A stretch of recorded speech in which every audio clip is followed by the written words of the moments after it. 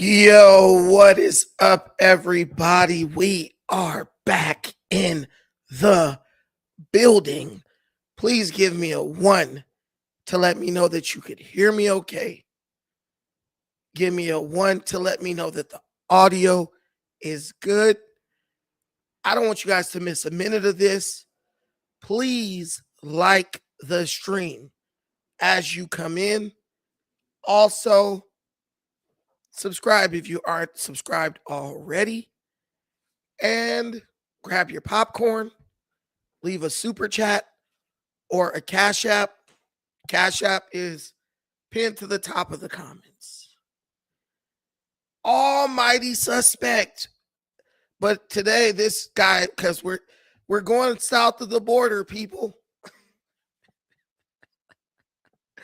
We are going south of the border. Actually, we're not going to south of the border.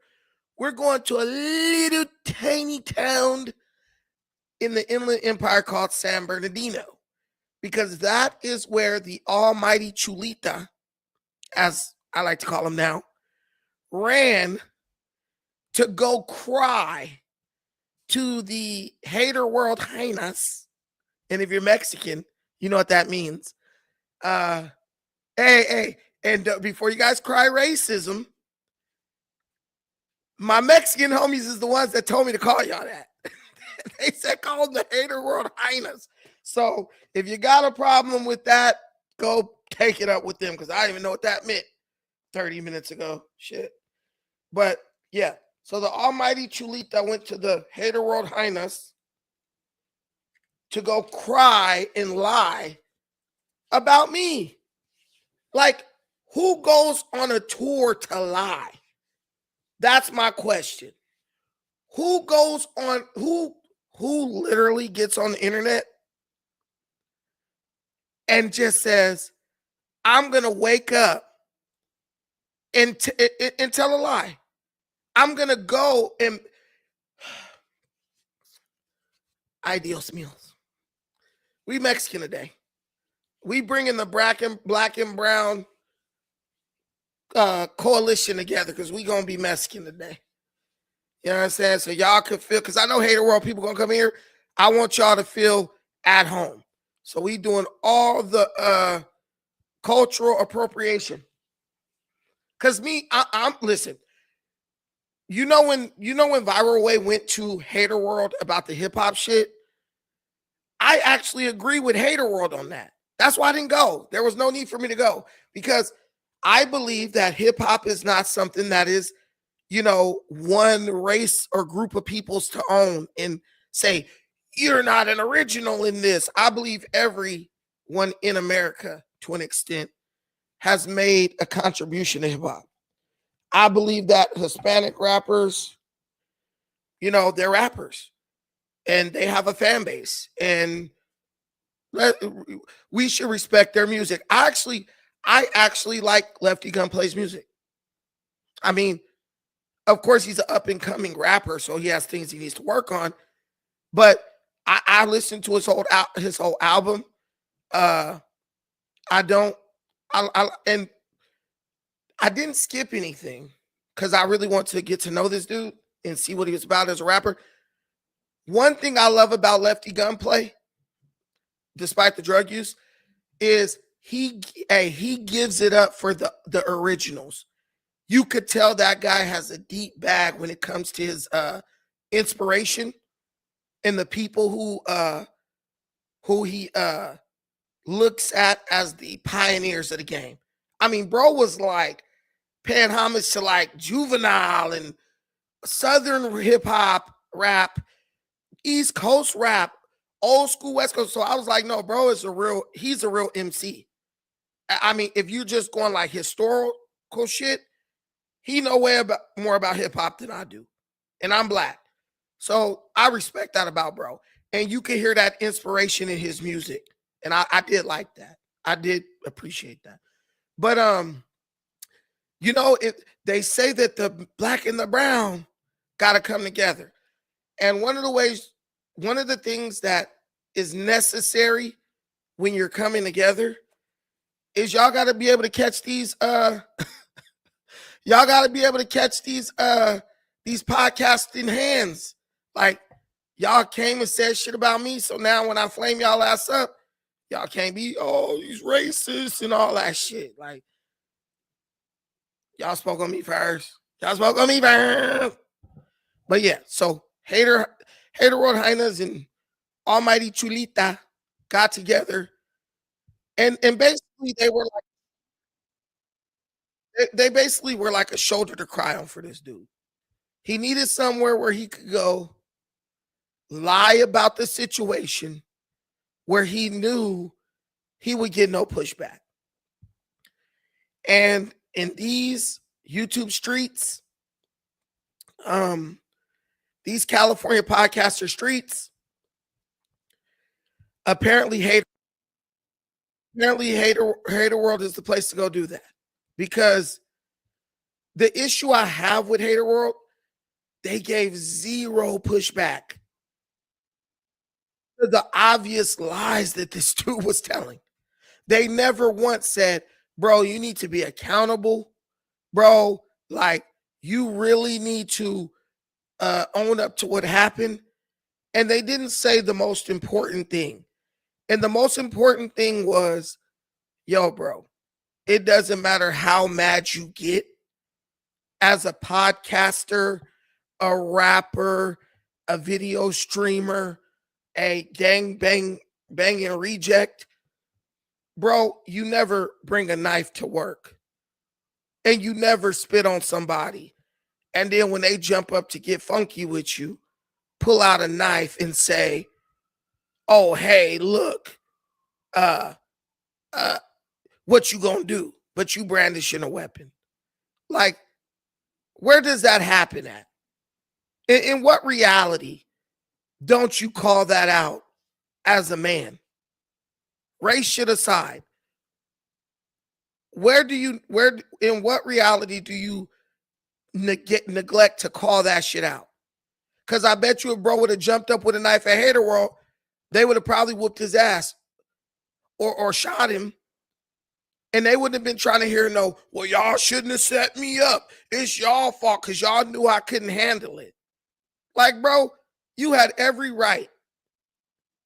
Sweetie. And I love that. That's the one thing I love from Loose Cannon. The sweetie shit is funny. That's hilarious. That's the one person I hope get out of jail. Loose Cannon.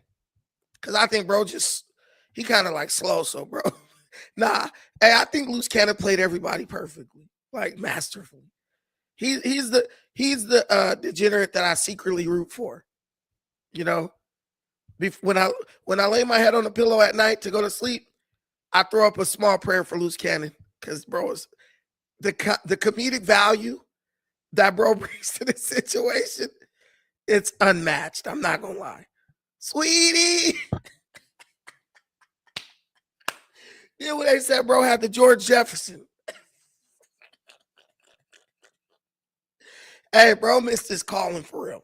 Bro really missed his calling. I ain't no cap. But yeah, suspect went up there crying. And I really think he tried to incite some type of beef. I think he's so mad that his own people of LA turned on him. I think he went to Hater World to try to stir up some beef. But it won't work, suspect. It will not work. This is the worst type of human being there is. He says that he represents LA gang culture. He's constantly talking about how he got a homie in the pen and he cool with this dude from this set. And this guy is his homeboy. He's a name dropper. But let me ask you a question. And I've never been to the pen, but I've been to the county. In what level of the penitentiary does a black dude have an issue with the blacks? He done got packed out, you know, or he tried to pull a knife on somebody because he was the aggressor. And then run to the other groups to go politic with them about what happened among him and his own people. That's my question. If you've been to jail, please answer this for me. Under what circumstances does a black man in prison or jail or LA gang, whatever, get into it with another black dude, right? He's not a victim. He was the guy bringing knives and shit.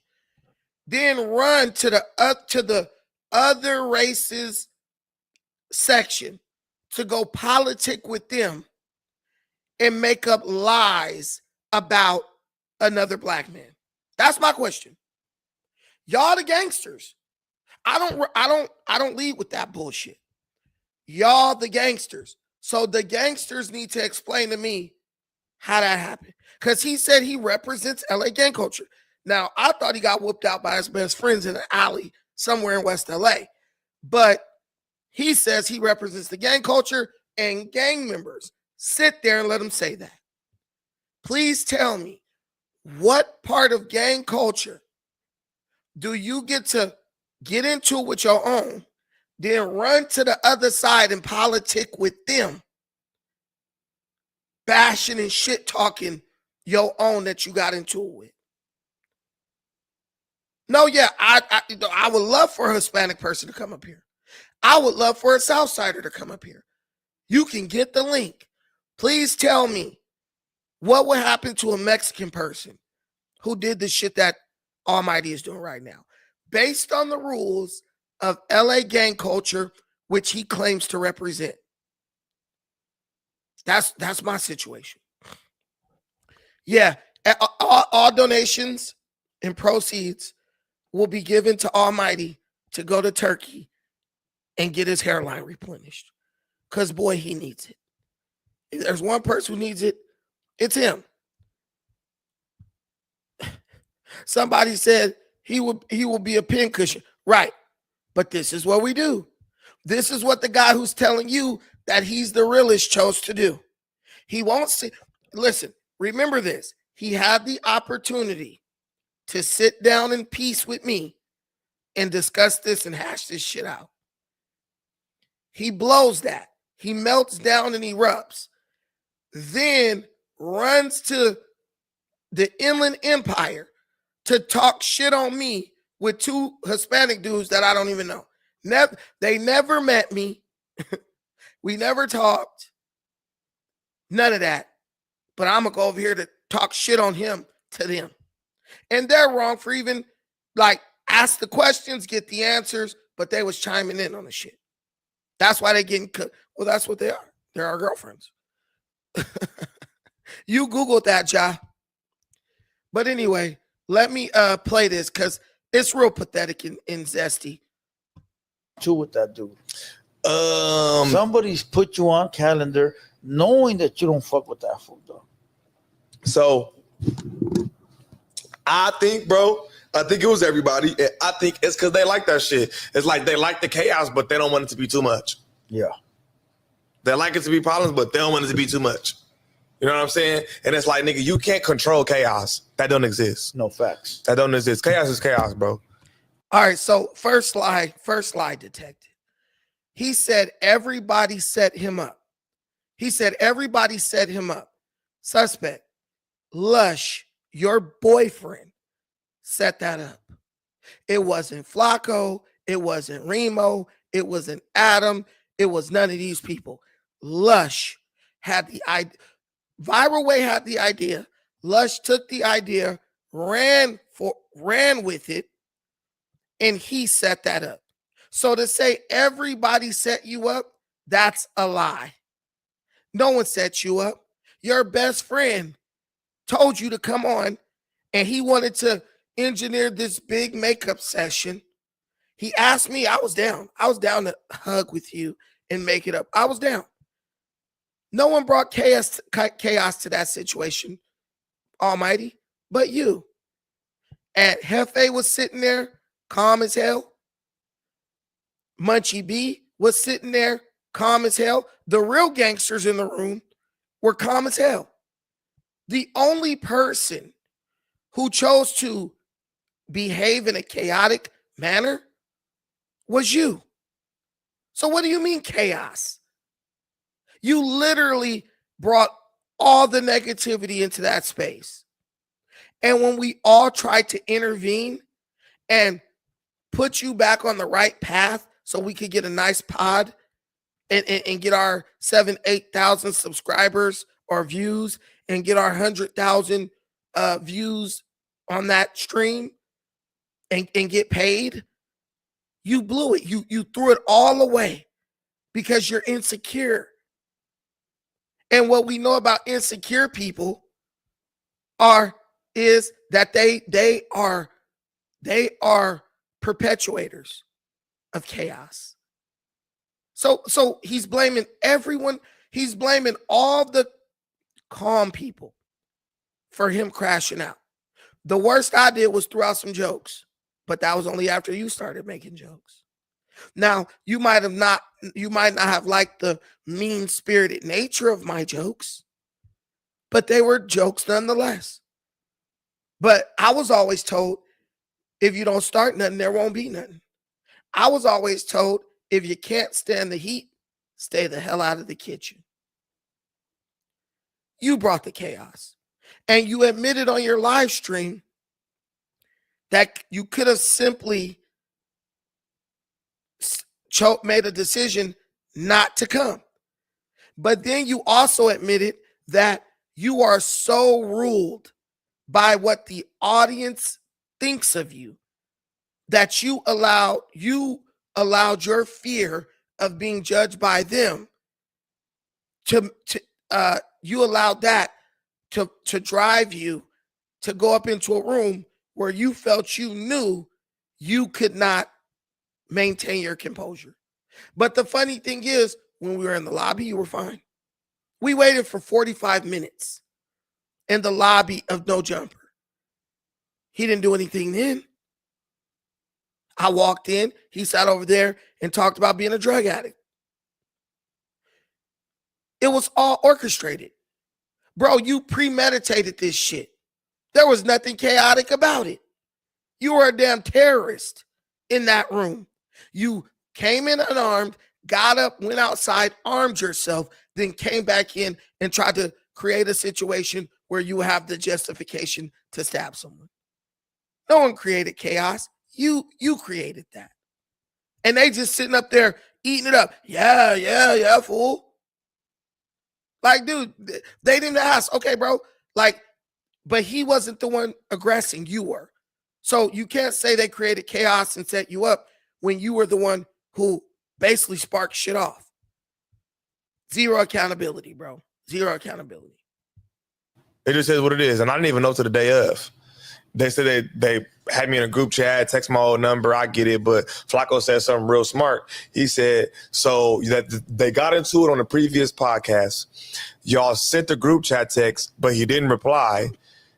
And y'all still continued on? Facts. That's stupid. Yeah, facts. That's stupid. Now, I got to take accountability for my actions, but I feel like niggas have to also take accountability. And also, niggas said that we couldn't talk before the pod.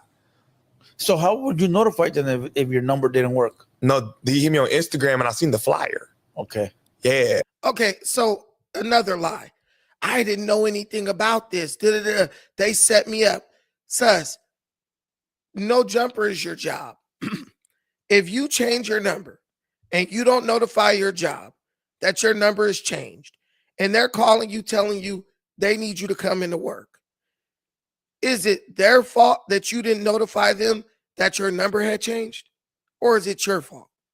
The guy's just full of shit. Okay? I don't even work at No Jumper. Well, I didn't. And I still hit Adam up just to be like, hey, you guys aren't expecting me to be up there today, right? Just to make sure they didn't send me something somewhere and I missed it and they're expecting me and I don't show up. Bro, this your damn job, your livelihood. I'm always going to be in communication with my job. I just sent a message at 11 o'clock at night for my job last night because somebody had made a mistake on the schedule. 11 o'clock. Hey, you messed up on the schedule. And they was like, okay, I'm going to fix it. I'm going to fix it first thing in the morning. I said, all right, cool. That's called having a job, dumbass. Then on top of that, they told me I couldn't talk to him before we sat down. Bro, we are connected on Instagram. You don't have me blocked. I don't have you blocked. I posted something today and I think you like the bullshit. So how did you, I had no way of, as a man, nah, bro, nah, homie, I got to sit down with this nigga first. Bro, before I was allowed to come on No Jumper, I had to have a conversation. Well, before Viral Way was allowed to come on No Jumper, they had to have a conversation with Adam. And then I had to have a conversation with Adam. It was a 2-minute conversation. Bro, just a liar. And once again, hater world, no pushback. I remember this little dude. Well, I don't know he's little or what, but this chunky dude right here. I remember this guy. I think his name's Blue Devil. I remember when he was going on Viral Way, talking shit. He was talking about them, and he was like, hey, Holmes, we doing journalism over here, homie. It's about being a journalist, homie. He kept saying that. Well, Blue Devil, if you just so happen to be watching this, you know what I'm saying? What's up, fool? That, and then, bro, what happened to journalism? This nigga sitting up there lying. You're supposed to press him on what he's saying, and you're supposed to ask follow-up questions. This guy just sitting there go ahead and say anything. That's not journalism. That's not journalism. But the guy was criticizing Viral Way for their lack of journalism. Just keep it consistent, my brother. I'm being real. Where's the consistency? Ask follow-ups. Delve deeper into the statements being made. Because your audience, the hater world, they deserve the truth, my guy. And what he's telling is a lie. Now, if they get to go to the internet, they might jump out and defend suspect and then look stupid when the real facts start coming out about what happened. Nah, bro, you're doing a disservice to your peeps. I seen the flyer and it was me and this nigga. So I hit y'all. I gotta go at this point. Yeah. And now I'm a bitch. Yeah. Y'all drop a flyer and I don't show up. Yeah, that's gonna look funky. Yeah. Come on. Yep. Here we go. Oh, I gotta show up because if not, I'm a bitch. So if I had brought a gun up in there and did you in on your tombstone, it would have said, but he wasn't a bitch though. Bro, are you crazy? The reality is, suspect has seen me interact enough to know this guy ain't kicking off no shit on no podcast. Everyone in this podcasting world, if you had to ask them, who's one person that you'll be sure ain't gonna do no crazy shit on a pod? If you mention my name, they'll be like, yeah, that fool ain't gonna do nothing crazy. Bro, chilling. Bro, big as fuck. He's trained. He's strong as hell. And he's just securing his manhood so he don't gotta crash out. I've been on No Jumper many times now. Have I ever crashed out? Have I ever felt like I gotta act a fool to prove something? I argue with Viral Way them all the time. We be standing up, reenacting fucking shit that happened. Never do you guys say, man, them dudes about to start fighting. He's a liar. He's a fucking liar. That's why he doesn't even think that. He literally is just a little, he's just a little bitch. So he has to make up a falsehood, a big elaborate lie to justify why he just can't control himself emotionally. But when you're premeditating shit, you are under control because you're controlling yourself into the moment where you're going to try to strike. This guy's a liar. Almighty is a deviant, pookie YN who's 30.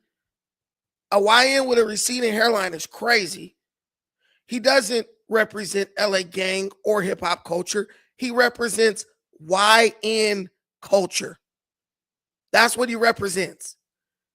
And he wants to hide that behind this lie that I was so afraid. I feared for my life. Why would they? And I don't want the fans to think I'm a B. Sorry, Almighty, they already think you're a B.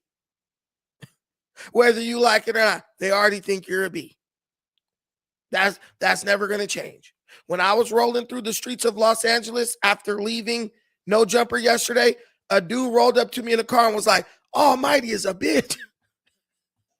Dude had tats on his neck and all. I'm like, how can one be hated?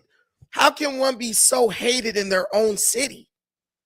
Bro, I'm downtown LA and dudes are rolling up on me screaming that you're a B word. They hate you. So it doesn't matter what you do at that point. You have that jacket. Nah, I gotta go. Yep. But you're right, though. I think they got him up there because they know that he brings that controversy bullshit and he is a yes man. So he's easy to control. So now put it to you like this. You're up there. You got some controversy going on. They ain't controlling you, dog. No. And at least from what I've seen. No. You're going to get up and do your thug thing, right? When it comes to disrespect, you're going to do your shit. I'm going to react. I don't give a fuck about this is a podcast. And nah, it's a bro. show. Man is a man. We've seen it with the little white boy, right? I'm a man, bro. But this fool can talk all. All right, let me stop this. So here's another lie. When it comes to disrespect, well, first of all, they can't control you. Almighty suspect, Almighty Susgerb, Almighty Chulita. You literally were brought back to No Jumper after being fired because you agreed to let Adam use you to diss Sharp. Sharp was on his channel, and I've been watching Sharp lately because I'm trying to, I research niggas like Almighty. You literally turned on Sharp, who wanted nothing but good for you, just so you could get your job back at No Jumper. If that is not the epitome of getting used, I don't know what is. We gotta be living in bizarre world, guys. Because this man is only at No Jumper he's not there no more. But he was only at No Jumper. The only reason I met you is because you threw someone who you claim to care about under the bus so that you could get back on No Jumper. So I don't know what the hell Blue Devil is talking about. Oh, that's true. They can't control you. Then on top of that, bro, I'm too smart for this shit, bro. Hey, guys, I'm too smart for this. Because if you know, you know. And if you got a brain in your head, think about this. They can't control you, but they forced you to get into a room with someone you didn't like, which led you to crash out, which led to you losing your damn job. But they can't control you. This man got strings coming out of his ass crack saying they can't control me, though. You're blaming them for manipulating you into going into a room with someone you don't like, which caused you to crash out and lose your job, but no one can control you. To quote my boy, throw the whole Igga away. Throw the whole Igga away, bro. And the little chunky fool who's sitting next to him. The man is the king of being controlled, the king of being manipulated. Sharp told you, hey, man, don't let them play you on the pay at No Jumper. Sharp was getting a bag. He came to his little assistant pimp Almighty. Hey, bro, I'm getting a bag. Don't let Adam get you. Bro, you literally signed up for pennies, basically, just so that you could get on the platform in the absence of Sharp. Come on, bro. You're getting hoed at that point. If someone's like, Brandon, come get in the room with some dude who said he want to kill you and he gonna bring a gun up there to kill you, the answer is simple, no. But this and that, and the fans go, okay. Bro, I'm in a room full of dudes on the viral way. Oh, nigga, you should have crashed out. I sat there and looked at them niggas like they was crazy. Show, Viral, and Messiah. You niggas don't control what I do. And they're my friends. I care about what they think. But at the end of the day, a man got to stand on his own square, and he's the only person who gets to deal with the consequences of his actions. If you don't know how to be a man, sus, say that. I'll let you watch me through the screen, and you can learn. Bro, can't no nigga tell me what to do, and this and that, and I'm your homie, and okay. Thank you for your advice, nigga. Now I'm gonna proceed to do whatever I want to do. Hell is wrong with y'all? But I keep telling you guys, this guy is a man child. He's a man child. He does things and I didn't mean to. What? You grown ass salamander walking upright like you think you people? Yeah, you did. You planned it out. It would have been sitting in court if you would have stabbed me and killed me, trying to cry. And he one of them niggas when the judge give him his time, he screams out in pain, no! Say it ain't so. He one of them. Stop it, bro. You scared. When that nigga slapped you from BPS, we knew. Bro, you got forced to go to a put off. If there's anybody who could get controlled, it's you.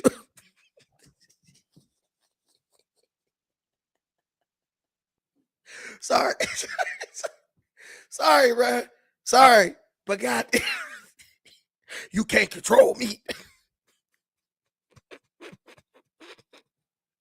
Boy, you old Muppet baby ass, hand up your ass fool. I'm using fool today. Bro, you the epitome of being control, boy.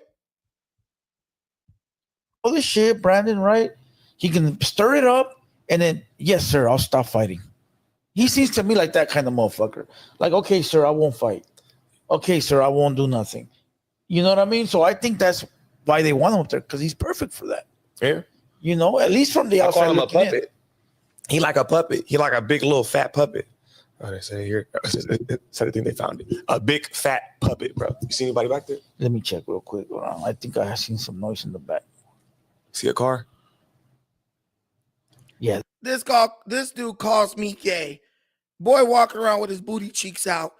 Fleece Johnson then already put us on to that. The booty warrior then already taught us what that means. He pulls his pants up, booty out. It's out there because the drugs are on the way. Acting like a damn dope fiend. Is it out there? Is the car? This boy about to go back to dope if he ever left. He about to go back to dope if he ever left, I promise you. Oh, I'm going to do this and I'm going to stream. Nope, you're going to be on that Pookie. You and Lush beaming up like a motherfucker. Nah, I gotta go. Yep. But you're right, though. I think they got him up there because they know that he brings that controversy bullshit and he is a yes man. So he's easy to control. So now I'll put it to you like this. You're up there. I got a comment on this. Hey, Crown, wait, what is that? Crownless King 7. Bruh, you preaching the gospel right now. He feels like he can be disrespectful to people, but you can't do it back. I don't tolerate disrespect. But you traffic in disrespect. That's literally your only weapon. I'm going to disrespect niggas till they say something to me, then I'm going to try to hop on them if they're Kelpie. What do you mean? All you got is disrespect, bro. You've admitted it. So if I give disrespect, the least I could do is tolerate some disrespect. But he only disrespects certain people. And that is everyone's criticism of Suspect. Bro, you disrespect people who you think you can bully. And then when it's other dudes in the room who you look at as, yo, these niggas are reputable, they real gangsters, you basically tuck your tail and act like a hoe. Because he's never going to do that shit to Munchie B. He's never going to do that shit to Aunt Hefe. He's never going to do that shit to Faux Extras or any of them dudes. They could call that nigga 100 bitches. He won't move one muscle because he's scared of them. He's scared of them. That's the difference. I'm not scared of anyone. If I don't act and react, that's because I'm thinking of a personal loss that I might take reacting out of emotion to some shit you're doing. That ain't me being scared. If you can ask anyone at No Jumper, does Brandon act the same with everybody? Yes, I do. The same. I'm not worried about Nair nigga at No Jumper, period. But I give respect and I get respect. And like I keep telling you, why were the real gangsters in the room so calm and collected? But the one reject was trying to act like he was the most gangster person in the room. Because all Almighty Suspect has is his ego. So he's like, I gotta be the biggest ego in the room. But let's put 4 dudes from an LA gang in there. He gonna be sitting there trying to be friends with him. Hey, yeah, my homeboy, yeah, he was on the 3rd tier too, nigga. Yeah, and we both had on Nikes, right? You know, like this type of shit. An ass kisser, a bootlicker. I ain't doing no ass kissing. I ain't doing no bootlicking, but I will give some respect because it's easier to live like that. It's a less humiliating life to live like that. You got some controversy going on. They ain't controlling you, dog. No. And at least from what I've seen. No. You gonna get up and do your thug thing, right? When it comes to disrespect, you gonna do your shit. I'm gonna react. I don't give a fuck about this is a podcast. Yo, and nah, it's a bro. show. Man is a man. We've seen it with the little white boy, right? I'm a man, bro. But this fool when it comes to disrespect, I'm gonna do this. I don't care about this. But the other week when we got into it, he said he didn't react because he didn't want to lose his job. What? Come on, man. Make up your damn mind. Which lie? Can you make up one lie and at least stick to it? The man changes lies every 5 minutes. Talk all this shit, Brandon, right? He can stir it up and then, yes, sir, I'll stop fighting. He seems to me like that kind of motherfucker. Like, okay, sir, I won't fight. Okay, sir, I won't do nothing. You know what I mean? So I think that's why they want him up there, because he's perfect for that. Yeah. You know, at least from the outside. I call him a puppet. He like a puppet. He like a big little fat puppet. Oh, they say here. That's the thing they found it. A big fat puppet, bro. You see anybody back there? Let me check real quick. I think I have seen some noise in the back. See a car? Yeah, they're right here. Okay. Cool. No, right here. Oh, they're right here? Yeah. Okay. Oh, shit. Suspect represent for the people that are hell aggressive. You my dog forever, but you let them trick you out of your sport. They see you're smart, so they only clip your loud con DNT. Jeremy, yeah, there you go. Jeremy, yeah, you're good. Yeah, it closes by itself. Salute to Jeremy Hines. There you go. Appreciate your $9.99 super chat. So if you guys hear the super chats, someone was like, nah, fool, you let them trick you out your spot. They know you're smart, so they use your emotionalism, something. Now, let's see if Blue Devil is going to bring that up and be like, bro, even though you saying they did this, they did that, you low-key let them trick you out your position because you were overly emotional and insecure. Is he even going to bring it up? No, because Blue Devil and these dudes, they benefit from this dude's ignorance. Because now they probably think, oh, we could bring him over here to pod, right? Okay, so back to what we're saying. So you were on the flyer and you had no choice but to pull up. Did you have thoughts like, fuck, here we go again? Yeah, I ain't gonna lie. I told him it's not a good idea. That's what I told him. So once I seen the flyer in my DMs, hold on, let me go to the message. Once I seen the flyer and I seen the DMs, and once I go to the DMs, I see the flyer and I'm like, let me go right to the message so I'm not misquoting nothing. Go to the DM and I say, with Brandon is insane. And then they say, I texted and DM'd you about it the other day. I say, I don't have no text about it. They send me a screenshot. I say, oh, number, I'm not in that chat. You feel me? Then he sent me like an emoji with the face shit over it. I say, hey, if y'all think that's smart, so be it. And he said, I got a guard on duty. Y'all knew it was going to go up. So you said, okay. You said, so be it. So that means I'm agreeing that I'm going to do this. And, you know, basically you're saying you're going to keep it peaceful. Why didn't you say, nah, bro, I ain't going to be able to do that because bro didn't disrespect me. Bro didn't did this or that. Let's sit down or at least get me and him on the phone first, and then we could talk about it. You're being controlled. Literally the whole comment of so be it is relinquishing your autonomy and saying, I'm going to let you guys control what I do, even against my own better judgment. Damn. You got a guard on duty. You know it's cracking. Yeah, facts. But that's also my fault. I will never, ever, ever, ever, ever go to another podcast where it gotta be a guard on duty. I don't give a fuck where it is. That's what the homie told me. The homie, If they say it gotta be a guard, man, I'm good. or if you gotta bring people, extra Facts. people. The homie was like, "Hey, fool, if you gotta call homies to come back you up, and you gotta bring extra people and security, don't go. Don't go. have it. Yeah. Because that's already telling you right there, homie, that something's bound to happen. Though. Yeah. Yeah, it's crazy that they had a guard already implanted. Like, I don't know, that's just shady. And do they have a guard every day? Shit. There you go. Shit. I mean, Dude, the guard was for you, dummy. Like, the only reason they brought that guard was for suspect. That guard was not brought for me. Oh, Brandon's going to come up here tripping. They brought that guard for you. The winding down and all that, they brought it for you because you had let them know that you were afraid of me. You have previously threatened to use weapons against me. So they brought the guard to make sure that you didn't try to smuggle a weapon out of fear and use it in case something happened.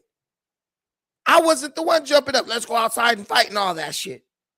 But like I told y'all, if this idiot really wanted to fight, why couldn't we just fight outside? I walked right outside. I said it during the show. Hey, bro, I'm going to say what I want. I'm going to walk right outside after this show is over. I'm going to walk right to the parking lot when this show is over. If you really want to do something to me, you can come out and do whatever. I said that during the pod. I said, let's just finish this podcast. When we go outside, whatever happened can happen. No, you wanted to do something inside. See, when they said it's going to be a guard on duty, let's use this. When they said it's going to be a guard on duty, that was when he realized, ooh, I could try to act tough. And then there's somebody to get in between us. So I don't got to deal with the consequences of my actions. That's why before he spit, he hid behind the guard. See, suspect think everybody dumb, but we know. It's like when your baby mama y'all get into it, and then when the police come, she try to hit you. Well, I know there's somebody here who gonna break it up. So when he heard there was a guard, it was the reverse thought for him. Ooh, you mean I get to act like a bitch and then somebody will be in between me and Brandon? And he probably thought it was gonna be like a big ass Samoan or something. So that's when his plan went into motion. Ooh, yeah, the guard gonna be there. But man, listen, it's still, dude, bro, we could still get the fade cracking. Trust me. He don't want to fight, and he's gonna admit that. Let this play. He's gonna admit it. Fucking all. So there you go. It was already meant to happen. It was meant for it. You ain't gotta ask that because for saying I gotta double-crossed sharp dot disloyal mofo. Was that really over a female dot explain yourself dot adding back? They're saying that's the comments being read, and somebody said you double cross sharp like a mofo. You acting like a female. Explain that. So even when he's on Hater World, they're in there bleeding his ass in the comments because they just know what type of person he is. But for people to think that, oh yeah, no jumper bringing security was proof that it was a setup. No, dummy. If they wanted to set you up, they would have brought no security. You bring security when you're dealing with a highly volatile person who's unpredictable, fearful, and insecure. That's a safety measure. That's brought as a deterrent. Hey, we got security here, so don't try to bring no guns. Don't try to show up with 5-10 people. Don't try to come up here tripping. We got security so you could feel safe and bro could feel safe. The security was the safety mechanism or the safety net that would have allowed us to pod peacefully without worrying about one or the other. Bro, you violated all that. And now you're trying to blame everybody else. Or you after you did dirty work. That's not enough, fool. You gotta drop $100 if you want that answered. And that's just not even true. because I was beefing with Sharp, but he still worked there. Yeah. So you just saying dumb and wrong shit. Yeah. If Adam see me to do his dirty work, how am I see me to do his dirty work when I'm beefing with a nigga when he was still very cool with him? He kept him off the news with me once I started getting into it with him. Like he was hiding him from me type shit, like protecting his employee. Yeah, facts. What the fuck? Nigga, you ain't, do I seem like the type of nigga who I'm the only person on No Jumper who got into a debate with Adam. Yeah. I remember that one. I'm the only person. I thought you were gone that day. Shit, I ain't gonna lie. Lucky thought I was too. You feel me? Nobody. That was about the rap shit, remember? Mm-hmm. Yep, the Kendrick Lamar argument. Yeah. Yep. And then it went back to he thought he knew more. It went back to the hip hop conversation. He thought, okay, so yeah, I thought it was wild too. He thought he knew more because he done homework on it, more than a motherfucker that's actually grew up in it. Right. Yeah.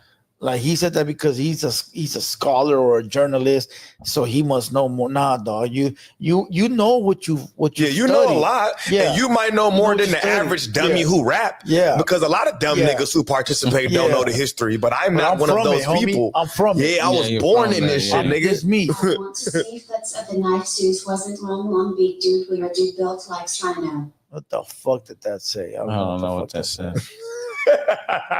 Oh my god. Let's read that last one and then we'll move on. Sussa Mark, Brandon will whoop your feet. Brandon will whoop your feet. He be in the No Jumper chat too. He don't like me. There you go. He follows you around. Hey, make sure you subscribe, follow my me boy. everywhere. You like a bitch.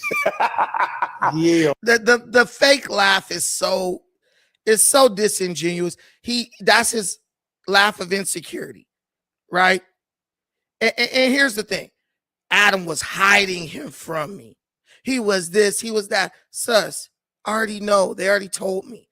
You were scared, so you told him, don't bring us to No Jumper at the same time.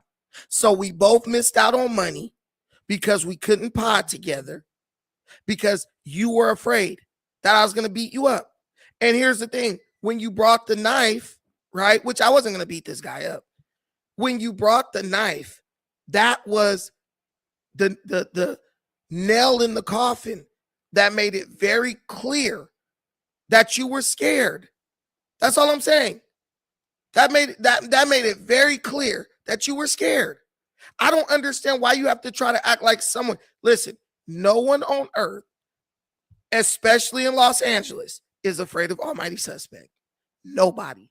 Not the hoes and not the bros. This dude couldn't pimp a goddamn paraplegic at this point because no one respects him. Oh, he be outside. He be doing it. Where? Everybody wants to fight you. DC baby Draco making videos daily calling you out. But someone had to be hid from a dude who's literally hiding from someone. Someone had to be hid from a dude who is literally hiding someone. I mean, hiding from someone. Come on, bro. You got to be from the Inland Empire to believe some shit like that. Even Kelpie, when you hit Kelpie with the... Kelpie said, he looked you dead in the eye and said, you still a bitch.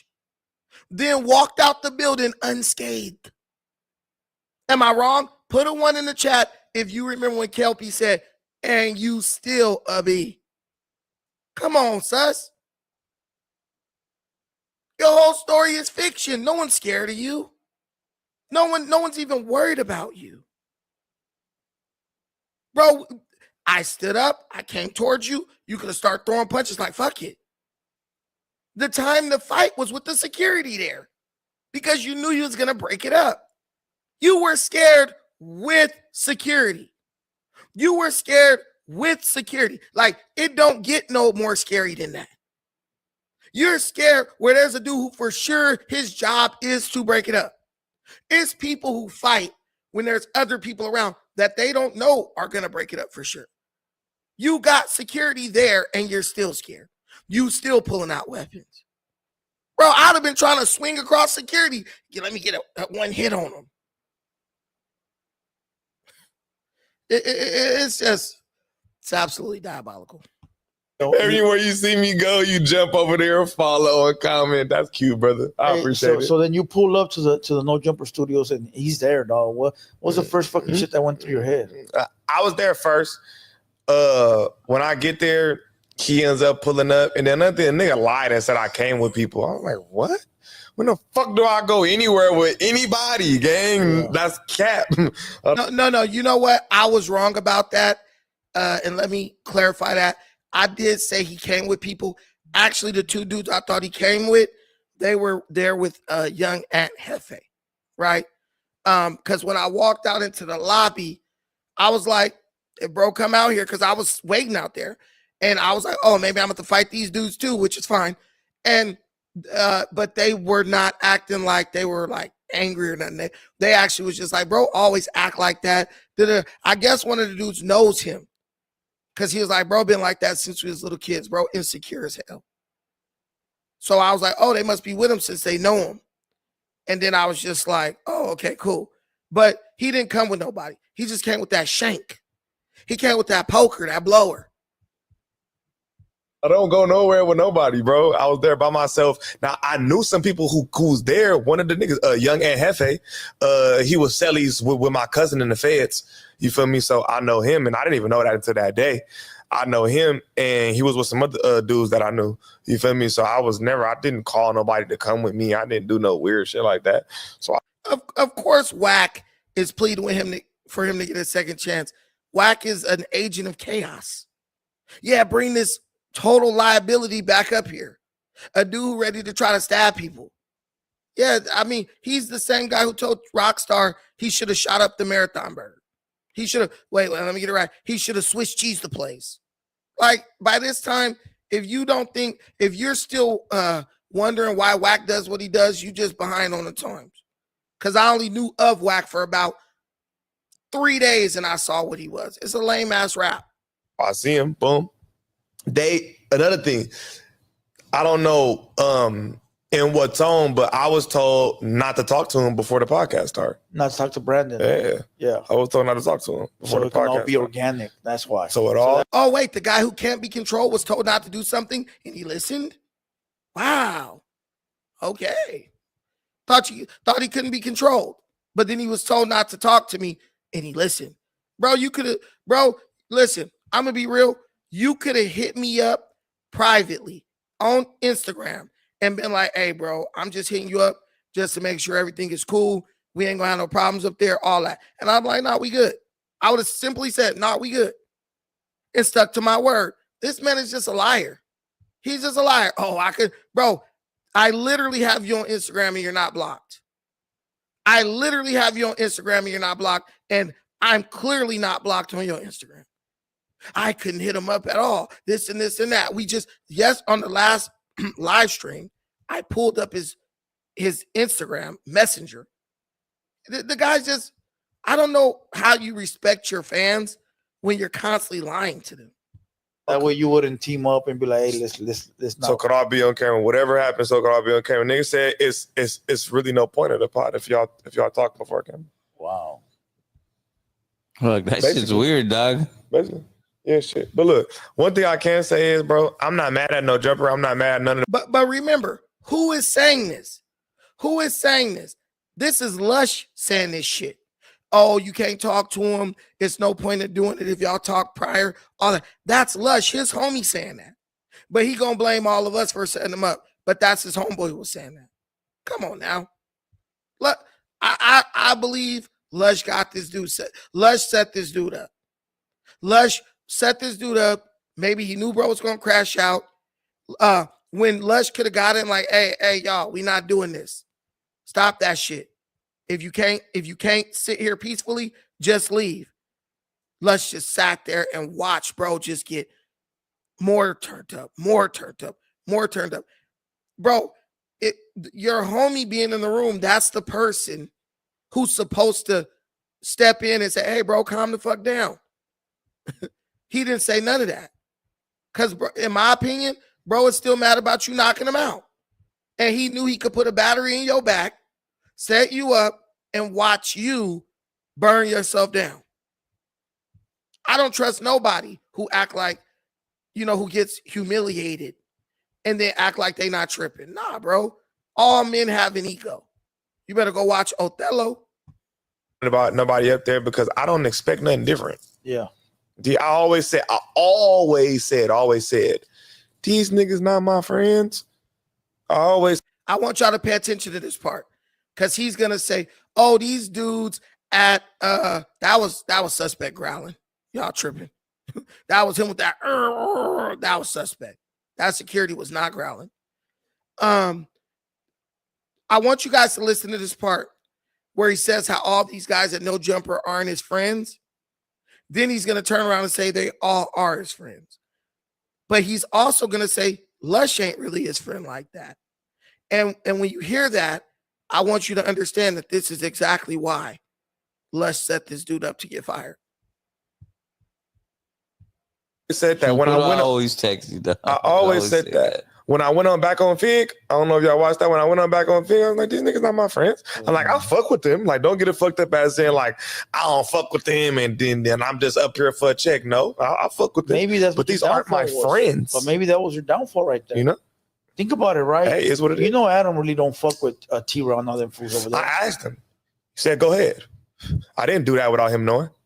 I asked him. He said, go. No, but your downfall probably was not backing up Adam on that pod.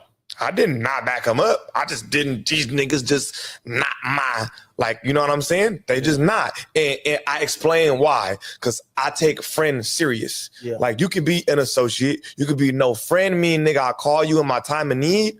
Or we been through a life or death situation and we thugged it. Yeah. You know what I'm saying?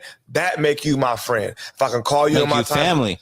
Of course, but that's damn near. You know what I'm saying? That's why I see, you know what I'm saying? But still, if you my friend, bro, that means I could call you in my time of need, whether that's for a conversation. Nigga, it don't even gotta be for material shit, it don't gotta be for money, it don't gotta be for anything. It could be, nigga, if I need some help with something, if I need some advice with something, if I could call you for something and you help me without wanting anything in return, I'll call you my friend. Cause I will do the same. If you ask me for something, nigga, if I fuck with you and you my friend, I'm gonna do it without wanting nothing in return. You know? Bro, listen, No Jumper is the only friends you got. They hired your loser ass, felt pimp, felt rapper, felt podcaster, ultimate just failure. They gave you a job. They let you do the job extremely poorly. They let you run off 90% of their business because no one wants to come to No Jumper to even do a podcast because this nigga. Excuse me. Bro, you were unhireable.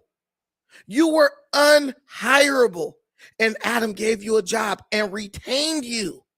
They literally said, hey, if you're willing to shit on Shark, we'll give you your job back. Bro, you ain't no commodity. You're nobody who's bringing anybody anywhere. Let's be realistic. Oh, Brandon, you should be thanking me because I gave you spotlight. No, bitch, you should be thanking me because I'm the only person who's not scared of you, who stood up to you, which allowed you to crash out and get some motion. Everybody else was just like, shit, nobody's stock went down because you was yelling at them, Almighty. Everyone who you crashed out on ended up doing better than you. Jaleese can still go to No Jumper. They're begging her to be a host. Lush is still at No Jumper. Shit, running shit if you ask me. What are you talking about? Everyone you crashed out on is doing better than you. And you're screaming, talking about, oh, yeah, they wasn't really my friends. And you want me to tell you this? Let's be realistic. This guy suspect just sabotages every podcast he's on at No Jumper. The guy uses F slurs, calling people, gay, cursing, screaming, yelling, jumping up like you're gonna fight people.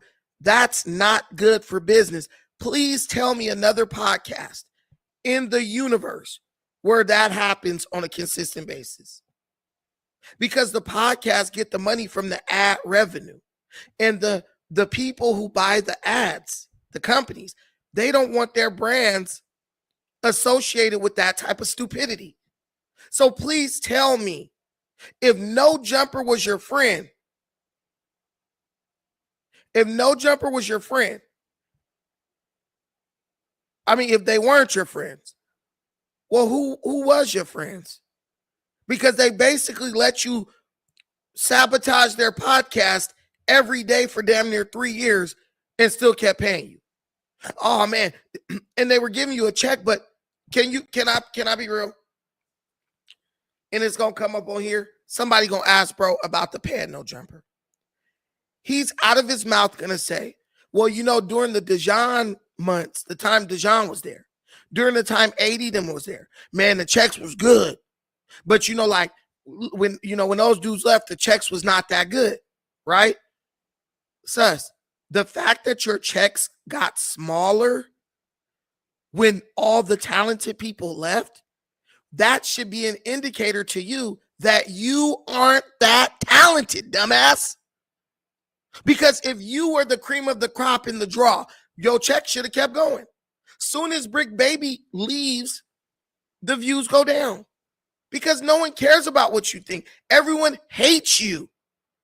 They hate watched you. And you're like, oh, no, this and that, them ain't my friends. Dude, those were your best friends. Because they kept you when you were useless to the platform. You know what I'm saying? Yeah. And I take friends serious. Or, nigga, we've been through a life or death situation and you stood up tall with me. You my friend. And I ain't been through none of that with none of niggas. Yeah, facts. You know what I'm saying? I've been around Lush for a Where was your friends when you got beat up in that alley? You stood up tall. You didn't even stand up tall. The midget slapped you and you went straight to the ground. How you gonna stand up with a nigga that don't even stand up? Nigga walk on all fours. long time. That's like a family friend. You feel me? And one dude, I also do fuck with Lush because he has helped me with some shit. Mikey, I for sure fuck with Mikey because he didn't help me with some shit that didn't need to help him. You know what I'm saying? I'm gonna do it without wanting nothing in return. You know what I'm saying? Yeah. And I take friends serious. Or nigga, we've been through a life or death situation and you stood up tall with me. You my friend. And I ain't been through none of that with none of niggas. Yeah, fact. You know what I'm saying? I've been around Lush for a long time. That's like a family friend. You feel me? And one dude, I also do. I've been around Lush for a long time. That's like a family friend. Bro, just disregarded Lush. Somewhere in Lush's obsession with Almighty, he realized, hey, this dude really doesn't care about me. This dude he not really riding with me. And that's when the plot to destroy Almighty began. Yeah, I mean, I've been around him for a long time. He like a family friend. Nigga, this boy is your number one glazing. He your number one glazer. And he's just like a family friend. Make that make sense to me. Oh, and then Mikey, as he names these people, it's like, bro, you got a lot of friends at No Jumper. I do fuck with Lush because he has helped me with some shit. Mikey, I for sure fuck with Mikey because he didn't help me with some shit that didn't need to help him.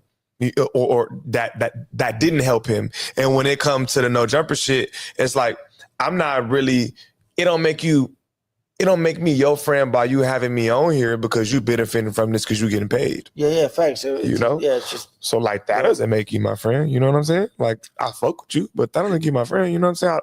I'm just the type of nigga that take friends serious.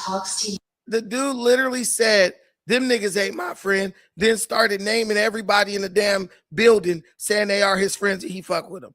Come on, bro. Anytime you're losing an argument, you reach to them for validation. They must be your friends. Right. Such is 60 years old, but also 40.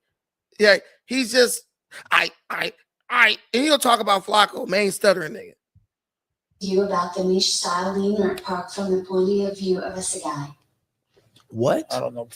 Hey, but listen. Suspect, can I talk to you about the Moesha style Lamert Park from the point of from a South Central guy? All right. Hey, so listen. I know what he's saying. So you're up there, right? And it starts getting loud. What kicked it off, dog? As far as us getting loud? Yeah, as far as him starting to yell and shit like that. Shit, we started getting loud as far as when we started on the second time? Yeah, the second time. Well, you know, shit, I be podding loud, so I'm always loud. You know what I'm saying? But it didn't start really. First, it was just jokes, though. You feel me? Like I'm shooting on him, and I also felt like he was talking shit like a bitch ass nigga. Okay, so he said first it was just jokes, though. Okay, it was jokes. For me, it never ceased to be jokes because you are a joke. every time you open your mouth. But first it was just jokes. Right. So he's now starting to self-incriminate. And you know, point and shoot, you guys love point and shoot. Point and shoot was an idiot for this one. And what point and shoot is really doing, he's really just he's really trying to see how stupid y'all are. Oh, suspect might have a lawsuit. Bro, the minute they play recordings of how suspect has behaved in the past on that podcast, there ain't a judge or a jury on earth that will rule in his favor for any type of lawsuit. They'll say, well, it looks to me like you guys jump up and scream and yell at each other all the time. You being the main person doing it. Why would we then let you play the victim and act like someone's hurting you and they set you up? If you ask me, based on your past behavior, this is exactly what you come to work for. This is your job. And let's be real. Suspect is paid to crash out. He's a crash out. That's what he is. How you going to then come and say, I was a victim because they made me crash out? No, bro, they pay you to crash out. They ain't made you do nothing. But let me keep going. This is where the self-incrimination starts. I'm just talking shit, bagging on appearance. I'm saying you got booty shorts on. I seen that. I'm calling you a wee watch. I'm just calling you little nicknames, making people laugh. You know what I'm saying? Everybody in the room laughing at that nigga. Yeah. We making the nigga laugh. And he did have Daisy Dukes on. He sort of fuck did, nigga. Inner thigh. He didn't have no good comebacks though. He didn't. Yeah, that's why. All he got could mad. do was go to personal shit. Yeah. Oh, that's why you got jumped in the alley and was hey you. Yeah. You know, it's personal shit. You couldn't even say anything funny shit back. All he could say was a hairline joke. And then I said, yeah, my hairline receding. Whoop-de-doo. What's next? Yeah, what's next? Yeah, facts. What's next? Well, he did call you a bitch. And then I spit on him. That's when you got up. No, that's when the Sprite flew out of your mouth. That's why I say that. But yeah, you actually made him stand on it. Yeah, because I didn't hear that shit. Would you call me?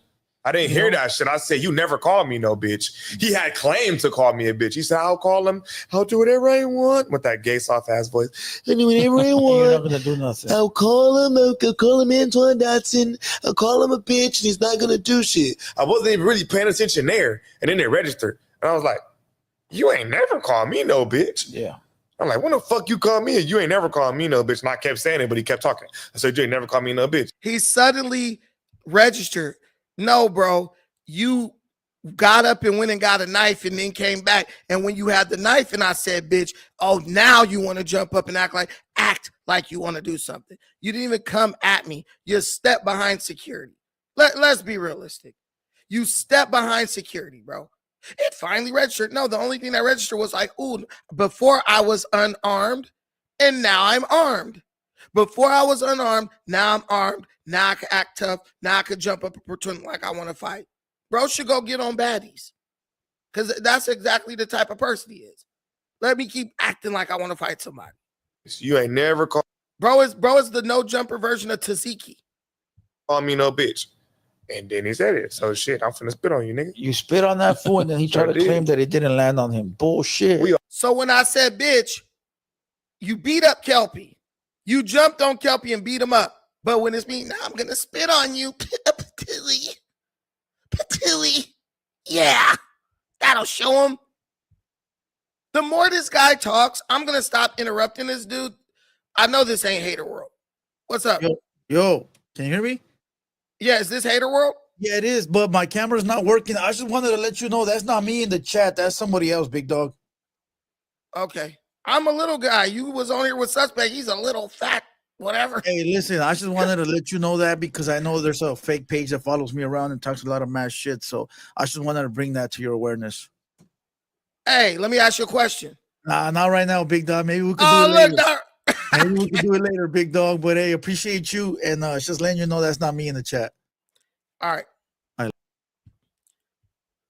Jesus Christ. See, now he's friendly. Now I feel bad talking shit about him now. God damn. Hey, why they didn't fucking just keep the same fucking energy? That's not too much to ask. You should have been like, hey, you fat son of a bitch. That ain't me in the chat, but I just want to let you know you smell like shit. I would have appreciated that more. God damn it, these people. This is why I stick to political content. At least I know in the political world, they really hate each other. This is why I stick to the political content, because in the political world, they really do hate each other. They dropping bombs on each other and shit. I hate you. Palestinians really do hate Israel, and Israel really do hate Palestine, bro. At least I know that the smoke is real in political content. Oh, nigga, you just want to talk about politics. Now I see why this world, this community, this is why they hate politics. Because it's built on fake beef. Like, I don't beef with nobody for fake. And I'm not even saying I was beefing with Hater World. I'm just saying, like, can you at least talk shit on me until I get face to face with you? Then we could squash the beef. But yeah, I never said he was a racist. Who said Blue Devil was racist? I never said that. I said he was a fool. I said he was a churita. But I never said he was racist. Come on. I'm not, and if he was racist, I wouldn't even care. I don't mind. I like Mexican people. I like the way they stick together. I like the way they discriminate against black people when in the workplace. I'm like, that's what you're supposed to do. Shit. You're supposed to make sure your people come out on top. It ain't their fault black people don't want to stick together. It's not their fault sus want to run up there and badmouth me to them. I'm not blaming them for none of that. My thing is, it's about journalism, fool. Like he said to Viral Way. Where's the journalism? Where's the follow-up questions? Where's the pressing? Making bro really explain how what he's saying is the truth and his perspective is valid. That's all. This whole stream is about journalistic integrity. Bro, what the hell? Vin, whatever. Bro, okay. Let me get this dude out of here. Dude, if you're just going to keep spamming the chat the same stuff, throw another insult, please. Bullshit. That's what I'm saying, but he be blatantly lying. He said, I came with people. That fucking shit hit him in the face. He said, I came with people. He said, I didn't spit on them. He said, I didn't want to fight. He said, I had a knife. He said all kind of shit. That's just a bit. If I came with people, you think you would have made it out that motherfucker untouched? Facts. He got up with the quickness, though, dog. Like, phew. He didn't do shit? No. And then he lied. No, he got up quick.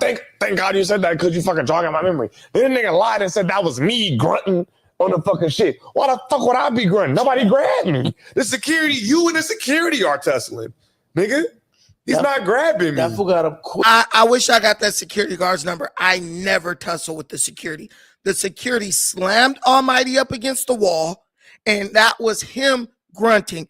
Even when you listen to the grunts, you could tell it's him because my grunts would be high pitched. Like I have a high pitched voice. Bro is the that was him, bro. Guys, we literally have footage of him getting gaffled up. Remember when the security snatched him up and bro, big yellow stomach popped out? You remember that? You remember when his stomach came? Bro, I put the link in the comments, bro. What the fuck is wrong with y'all? The link is there. We not sending no phone number. So you could dial in on your goddamn rotary phone. There's the link. Click it if you want to come up here. And we already got Don Armando. I got you, Armando. Give me a second. But we already saw him get gaffled up by security. This is why I don't understand. We all watched the freaking tape, the video, and he's just lying like we didn't see it. Yeah, his lean belly popped out. Yeah, we saw you, bro. That security snatched you up like a hoe, and you couldn't even fight him back. I thought he was gonna do something because he got up quick, fool. Like he didn't even think about it, fool. That fool got up like he was right, and I didn't think about it. And when I rushed him, he ran and hid in the corner and pulled out a knife. Oh, he didn't do nothing. What are you talking about? And let me tell you guys this: we gonna listen to the rest of this. He literally admits he had a knife. Watch, listen to what he says. He first says, I didn't even have a knife. Then when he keeps talking because he's getting charged up, he forgets what he said 2 seconds ago, and he starts admitting he had a knife. Wow, man. And for a second there, I was like, okay, maybe this fool gonna do something. Yeah. But nah, dog. All I heard was, he got a knife. Look, he got a knife. He got a knife. That's Ooh, PC police buster ass shit. Niggas talking about Buster I shit. did a PC move by allegedly pulling out something, huh? Nigga said you a bitch if you pull out a knife. So I said, so every nigga on a level 4 pussy? Buster shit, dog. I said, what? Yeah, dog. How you gonna disrespect the motherfucker? Call him a bitch. Call out the fade, and then when it's time to go, now there's rules. Fuck out of here, dog. Now there's rules. Fuck and outta then, here, We already nigga, said there's you're no a fair Brazilian jiu-jitsu black belt, nigga. Okay, so he said, how you gonna call him a bitch? How you gonna call out the fade? And then when it's time to fight, now there's rules. Okay, and then Almighty says, well, now there's rules. You're basically saying now you feel like they're on your side for bringing a weapon. So now you feel comfortable enough to admit and start discussing the fact he's a Brazilian jiu-jitsu black belt. So when he says like, see, he's a Brazilian jiu-jitsu black belt and he outweighs me, bro, what he's saying is, yeah, I'm scared of him. But all these reasons are why I'm scared of him. All these reasons are why I brought a knife. That's okay, Almighty. But just admit you were scared. Because if you say, bro, I was scared of that nigga, like, you don't even got to say you were scared. Bro, would you fight this big ass dude without a weapon? Would you not bring a weapon in and this big dude is trying to fight you? That's okay, bro. We respect that. I respect it, right? Because, I mean, I'm going to get mine. I ain't pulling no knife. Fuck all that. I'm going to throw mine whatever because I wasn't always big. Nigga, I was 10 years old getting down with niggas who was 16 and 15 and all that. Trust me. So like when you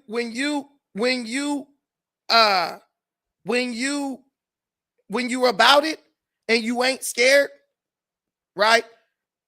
You not worried about how big someone is or how big someone ain't. Bro, I was a little nigga, 8 years old, 9 years old, fighting with grown men. Well, not grown men, but like teenagers, 15, 16 years old.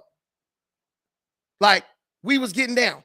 So I ain't never been the type to be like, yo, I'm scared of this dude because he bigger than me. I don't understand that logic. That's not how I live my life. Now, if you scared because the nigga size intimidates you, I don't understand that logic. That's okay. Hey, turn your playback off. You gotta stop YouTube, or else we're gonna hear feedback. Yo, what's good? Hold on. So I don't live that life. I don't be like, yo, this nigga's bigger than me. Like we where I'm from, when we grow up, we getting down. When we was 15, 14, we was fighting grown ass dudes. You know what I'm saying? All that, you bigger than me, that doesn't mean anything. But guys, I'm gonna play this last little piece and then we're gonna get into the callers. Yeah. You 200 pounds bigger than me, nigga. I'm not turning down nothing, but we definitely evening out odds. Yeah, No, that's facts. Fuck you, me. Shit. Fuck you, me. You crazy. Yeah. So I'm not turning down nothing, but we're definitely evening out odds. Guys, that's an admission. That's him saying, yes, I brought a weapon to even the odds. But my question is, if you brought the weapon and you evened out the odds, why did you run like a bitch? That's my question. You brought any weapon of your choosing.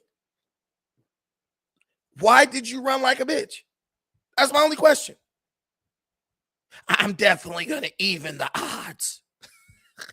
Fuck you, me. Ain't no rules to no fight. This is not boxing. A motherfucker, but I didn't have no weapon if any police was a watching. motherfucker. That's what I'm saying. A motherfucker knew they were live and talking And about said it, guns yeah, and weapons. of Fool, course. you saw a big Like, buster. what? Hit the like button, What guys. talking about? Look, he has a weapon. Look. But that's how a lot of those dudes are, man. They want to make a big scene on a camera because that's the way that they're protected, because they know that people ain't gonna play fair, bro.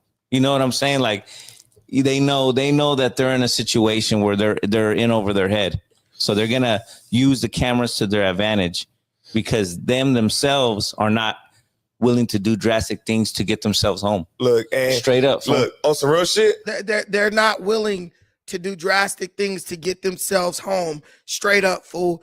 Dude, listen. I get this mentality from the Hispanics. They'll go into jail on a traffic ticket and the shot caller say, hey, you got to go stab this dude. They go do it. Now they got life in prison. I get that. But what I'm telling you is we're on a podcast, fool. We're on a podcast, fool. There's no reality where being on a podcast is supposed to require drastic measures to get home. Now, if we had went into the parking lot or something, okay, whatever can happen, happens. But as far as you walking in no jumper, yeah, bring a shank. Nigga, we're not in prison. We're not in prison. But I like the fact that they're all sitting up there admitting that Almighty had a knife. I know y'all feel your own way about the Viral Way podcast, but he went back on there after, and then and two niggas spoke huge facts. The nigga said, "You saying he's scary, but he took it to every level of disrespect. You saying he's scared, but he came with every level of disrespect. Anytime was like he disrespected you, he spit on you. So whether or not he was scared or not, he met every level of disrespect with you." Yeah. And then the other nigga up there said, "I made a reaction to this shit, nigga. I fucking took down. I think it was YouTube, but I'm gonna do another one tomorrow in the morning." I promise you. Let me go up to any of these dudes with a butcher knife and spit in their face. I promise they won't move a muscle. They'll probably go try to get a gun or something like that. But everyone's brave. Everyone's brave. Oh, yeah, because when this happened, you should have did this. And when this happened, you should have did that. What are you talking about? This is a dude tucks tail to gang members who ain't even threatening him. Bro, you jumped in on Kelpie. You didn't use a knife on him, and he was smaller than you, and he didn't even go get a knife on you. Suspect is huge compared to Kelpie. And Kelpie didn't say, "Let me go get a knife and come stab this fool." They're basically just in their mind, and I can see Blue Devil's face. He knows Suspect is a bitch, but he's like, "Well, we didn't brought this nigga up here. It's going to be good for content." And they really look like they're trying to read the comments because they're frying this dude in the comments. I ain't no rage baiter. Go ahead, Luis. And I'm going to get the super chats after this. Go ahead, Luis. Alrighty. I've been watching No Jumper for a while. Can you hear me? Yeah. And I've always seen Suspect react in a way to try to provoke anyone there, either being Lush, either being Jaleese, either being anyone who's been there. But the point that he brought it to you was even after knowing you could beat him up, he still wants to talk shit instead of just being quiet about it. He still wants to talk shit, and then he still wants to say, "Oh yeah, I got some for him. I got some for those people that are trained." Like, what the hell is that about? That's what I'm saying. You're admitting, it's not even basically, you're openly admitting you were afraid, but really you had no reason to be afraid because I just kept saying, let's just stop talking about fighting. Let's just get to podding. Let's get to that point. Then the second time we were cracking jokes. He admitted they were jokes. He said we were just cracking jokes. But when it got to the point where you couldn't, he said, "Oh, he couldn't out joke you. You was beating him in the joke battle." Okay, if you were out joking me, why did you need to go get a knife? You were winning. Am I wrong, Luis? Exactly. No, you're right. He was. I don't even know why he would even bring a knife to that situation. This dude's reasoning like a single mother. Like his reasoning is not making any sense. I was beating him in the jokes. He's a fat little this, fat little that. I was winning. I'm a winner. I took a W. W sus. But then I still ran and got a knife. It doesn't make sense. You clearly felt like you were losing. Your ego was clearly injured by the fact that I was smoking you with those jokes about getting beat up in the alley. And you ran and got a knife. Now, you didn't do like some solid vatos on the yard and just go ahead and, stab me, poke me up. You pulled the knife, but did nothing with it. And now, fast forward, you lost your job and you're still getting called a bitch. How is that a win? You took it to the highest level of ignorance. And it had ultimately a worse result, a more adverse. We're going to do word today. It had a more adverse result for you. That's a loss if I ever saw one. Would you not agree, Luis? Yeah, no, he took the biggest L ever. Not only did he lose his job, like that's crazy. You everyone was saying he got fired on his day off. I was laughing my ass off. He got fired via a voice note. We're done with Yeah, you. literally. And he got rejected by Jaleese. Yeah, that's crazy. Wait, Jaleese used to use drugs. That's what he said. So when she turned you down when you took her out to the steakhouse, you basically got rejected by a crackhead, bro. That's crazy. Hey, you can't write this shit better. He goes Then he off, tried calls her a lying. crackhead, and you got rejected by the crackhead. Even Damn. she don't want you. Damn. Go ahead, Don. Nah, to me, it's this. One thing that I have to say is that you came on my show, it was all respect and everything like that. I don't see why the heck that dude suspect actually went up and yeah, you can. Yeah, I can't see why that dude suspect went up and he was doing all that and everything like that. And me personally, yeah, I think that dude has a bad reputation of doing whatever. You know what I mean? So Right. my thing is with Almighty Suspects. He took the biggest L, but we're gonna go and talk about it like in a retrospect. Where you gonna see that man in 5 years if he doesn't clean up his act or get emotional support or whatever the heck it is? He'll be dead You're in gonna 2. see not even. It could be like I hate to say it could be like in 2 months No, really. if he doesn't get his act if he doesn't get his act together to think about it. He did that. He did that stuff for you, right? And maybe the whole state of California don't like him. So if people don't like you in certain cities and everything like that, and everybody know that he's weak mentally and physically, whatever. What makes you think that they ain't gonna get that the wolves ain't gonna get him? What the thing that makes me think he might do okay is because he picks and chooses who he does that to. But he can do it to somebody who he thinks is like a B or a punk, and they could come out and surprise him. But when he gets around gangsters and stuff, he tucks his tail and plays a good little boy. Yeah, nah, I'm just saying, just even if it's gangster stuff, everybody knows themselves. So You're right. that goes back to my point. What makes you think that gangsters they know what his character is and everything like that? What makes you think that they ain't just roll that they could just roll up in his hood or anything like that? He could get robbed, he could get beat up and everything like that. You know how in social media all these guys do? Like, come on. Right. And they know he'll try to pull a knife out. My thing is when he pulled the knife out, he didn't even do anything with it. Like, Yeah, think about it. I'm not gonna go around and say I'm the best guy or anything like that, but one thing I can say that I ain't afraid. And every Wednesday, me and my homie, we actually talk about the martial arts and everything like that. So what we do is that we actually try to tell people how they could defend themselves and stuff.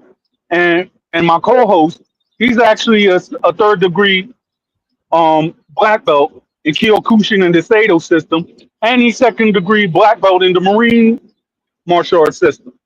So all that stuff that he's going around bringing the knife and everything like that for what?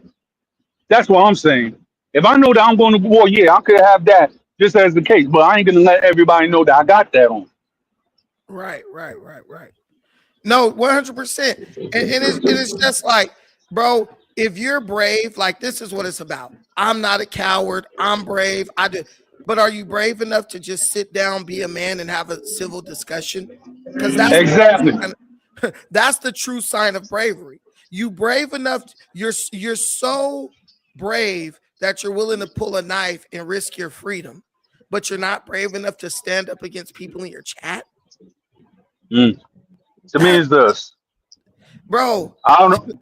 I don't know what suspect's history is, but it's not good. So it's that's all I'm saying. the man has a resume that is atrocious. You remember when Nipsey Hussle said, "Ain't no smut on my rep"? There's tons of smut on this dude's rep. Sure, I could imagine. Go ahead, SOB. Thank you, Don. Go ahead, SOB. I could imagine. Go ahead, SOB. Thank you, Don. Hey. Okay, well, he dropped off. But yeah, guys, this I don't understand this dude. Neither do you. That shows me that the world is still a normal place. We're gonna play some more of this, and we're gonna get to the super chats in less than 3 minutes. And just do it a little more polite so YouTube don't take my shit down. He also has said something along the lines that he's like, bro, he said he called me scary, Brandon, and then the other dude was like, bro, whether he was scared or not, even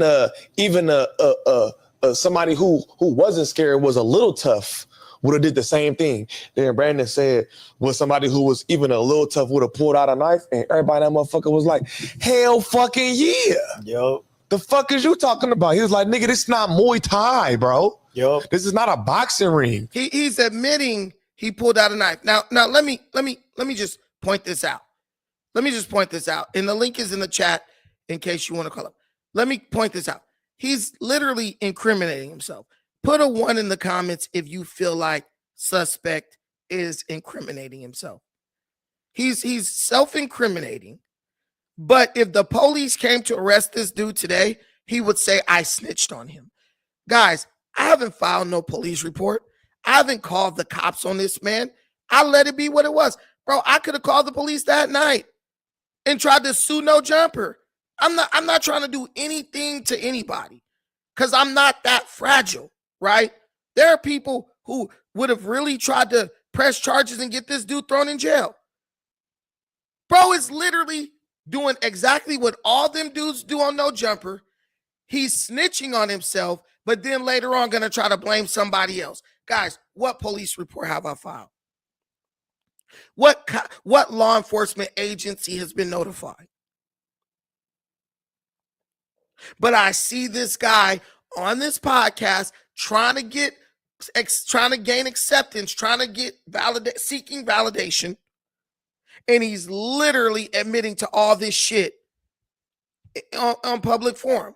Go ahead, Plexico Jones. Hey, Brandon, why your boy suspect? Why he seemed like he was so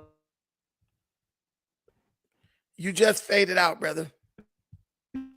bathroom doing cocaine? What's up? You said why he's I think that's what he be going to the bathroom doing. I'm not gonna lie. But we missed part of your question, so ask it again.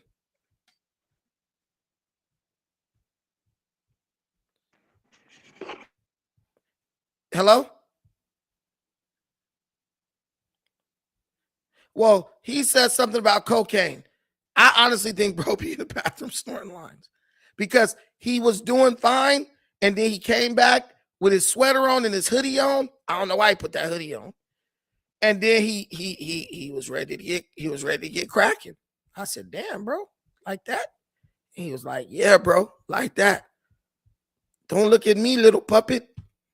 Yo. There's no rules to a fight. Streets, Yeah. homie. It's no rules to a fight. because he's not gonna care once he gets you on the ground and does all his shit. Nigga could do whatever He's to gonna nigga break damn near kill break me. your bones, break your neck. I'm Like, not come finna on, let bro. you do. I'm not finna. And all I think about is, I don't give a fuck. Hey, you could take whatever happens in a fight. Things could get broken. Things could get happen. But all I'm thinking in my head is, nigga, I'm not finna go pick up my daughter from school, nigga, with a motherfucking broke arm from some Broken nigga. collarbone or With a something. broke Fuck, from can't some imagine. nigga.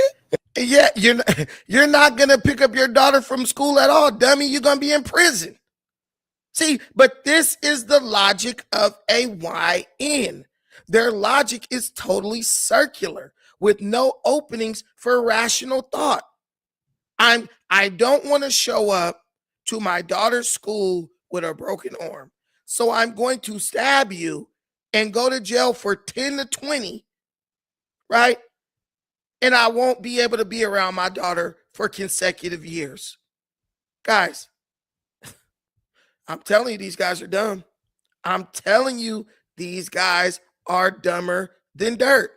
Kids, look at people like Suspect. This is your brain on drugs, kids. This is your brain on drugs. Let us know, Zay Space TV. What up? Wow. Hey, bro. I just want to let you know. First of all, I mess with Viral Way. I know they're your homeboy, but Hey, man, look, fuck viral way. No, I'm just kidding around. but look, I gotta put this one point out there, bro. And I keep on saying it. I don't know if you see me in the chat, but man, look, Ti got off on Floyd Mayweather. He walked straight up to him and got off on Floyd, who was very trained, the best boxer in the world. You know, at one point in time. So Right. if he can do that, then Sus should be able to, fight you without a weapon. Where I'm from, we don't care if you got trained hands or not. We talk the first get off mean everything. Right. Because even if you just hit me and run, they're gonna say, yeah, but he got a good hit on you. Man, but bro, like my thing is like even if you trained in a fight, you taught that one slip up can mean everything.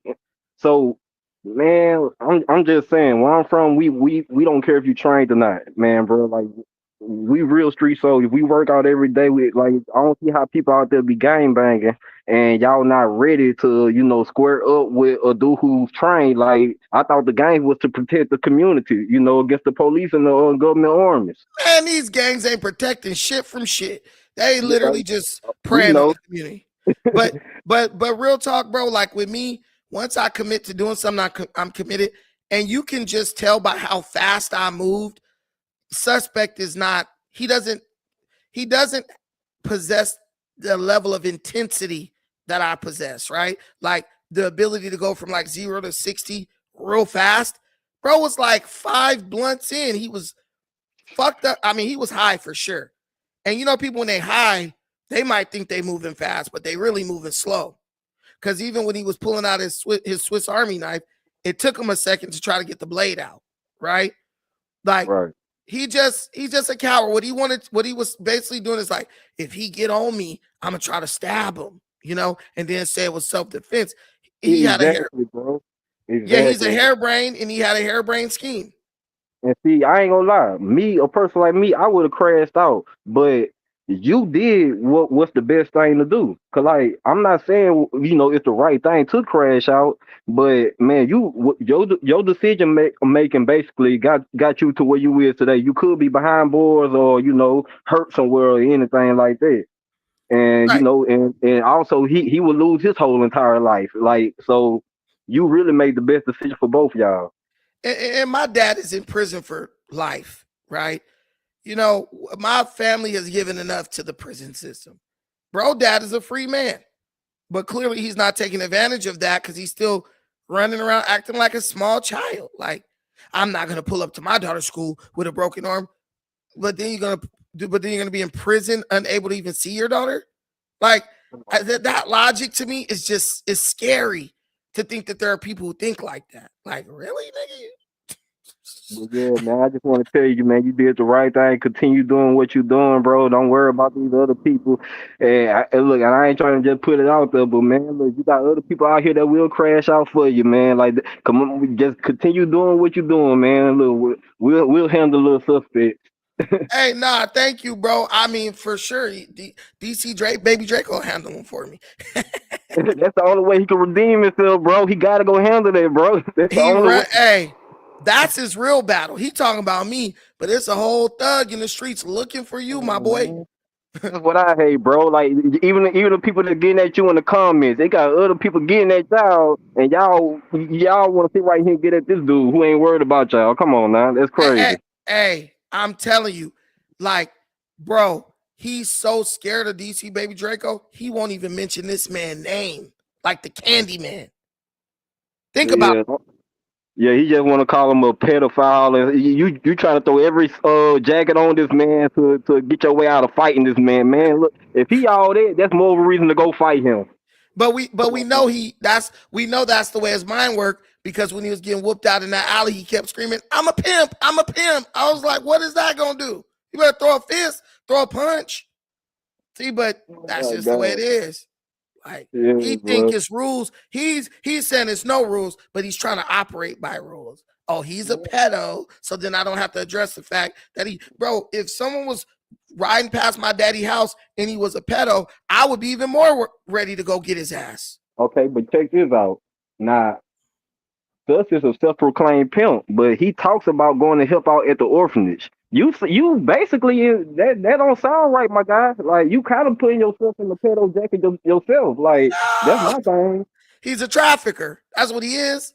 A That's what pimp I'm is a saying. I respect the trafficker. gangster more than I would a pimp. I don't respect Hell pimp. yeah. Come on, man. The trafficker trying to call out the pedo on Come morale on, man. is crazy. But thank you, Zay Space. I appreciate you coming up, bro. All right, appreciate you, bro. Keep doing your thing. Peace. I'm about to start training. I'm brand new. Should I start Muay Thai or Jiu Jitsu? Why not start both? But I would opt for Jiu Jitsu, James Poe. 6 and Stones. Salute the bro. You should have showed the Nina Boy reaction too. He kept it real and gave it up to you, bro. Where's the Nina Boy reaction? I'll look it up right now after these super chats. Thank you, my brother. I appreciate the super chat. And I'm going to the Marathon Burger grand opening tomorrow. Sus told me I could pull up with some niggas from CZ. Whoa, whoa, whoa, whoa, whoa. This man is a clout chaser. Like, I don't walk around trying to name drop everybody I know. I know them, so I don't need to name drop them. Bro, live and die with who he know and all that. For the FBA hairline fund, all gas, no breaks. He said Sus got the Batman boomerang hairline going down. So maybe Suspect, thank you for the $9.99. Maybe Suspect will come and beat me up there. You fiend. Take that. I'll thrash you. Yeah. He gonna bring a bigger pocket knife. Then y'all saw my meme on Instagram. He brought every weapon except common sense. A few more super chats, guys. Thank y'all for showing love to the stream. Tony Tyke, they claim you were a setup, but to me, it looks like newcomer hazing gone wrong. Damn, bro, you too intelligent for us. Yeah, that's true. It looks like newcomer hazing gone wrong. The one dude who ain't gonna put up with it. Shout out to you, bro. Thanks for the $5 holler. Tim Stewart, Big Stu. Thank you for the $10 holler, man. I appreciate you. And don't forget, guys, Cash App and PayPal are available. If you hit the Cash App or the PayPal, please let me know. When I say PayPal, it makes me feel like I'm like one of those old school DJs. Look, that was corny. That's the limit of my knowledge of hip hop. Turning tight. You don't bring a weapon to start a fight with someone that can beat you. You shut the F up with the rah-rah towards someone that can beat you. Yeah, but the black ego is undefeated. Shout out to you for the $5 holler. The black male ego is undefeated. Just like Charleston White said, we have no conflict resolution skills. We have no conflict resolution skills. We literally live and die within our ego. And that is the stupidest way to live. Could you imagine? Well, I got to go out here and get killed because I can't let this guy offend me. And that's kind of what I felt Fireway was saying. Like, oh, but he did this, so you had to do. Like, I ain't got to do a goddamn thing. I don't got to do a damn thing. Shit, you go do it. But that's their opinion. And and every man is entitled to his opinion. I respect, right here.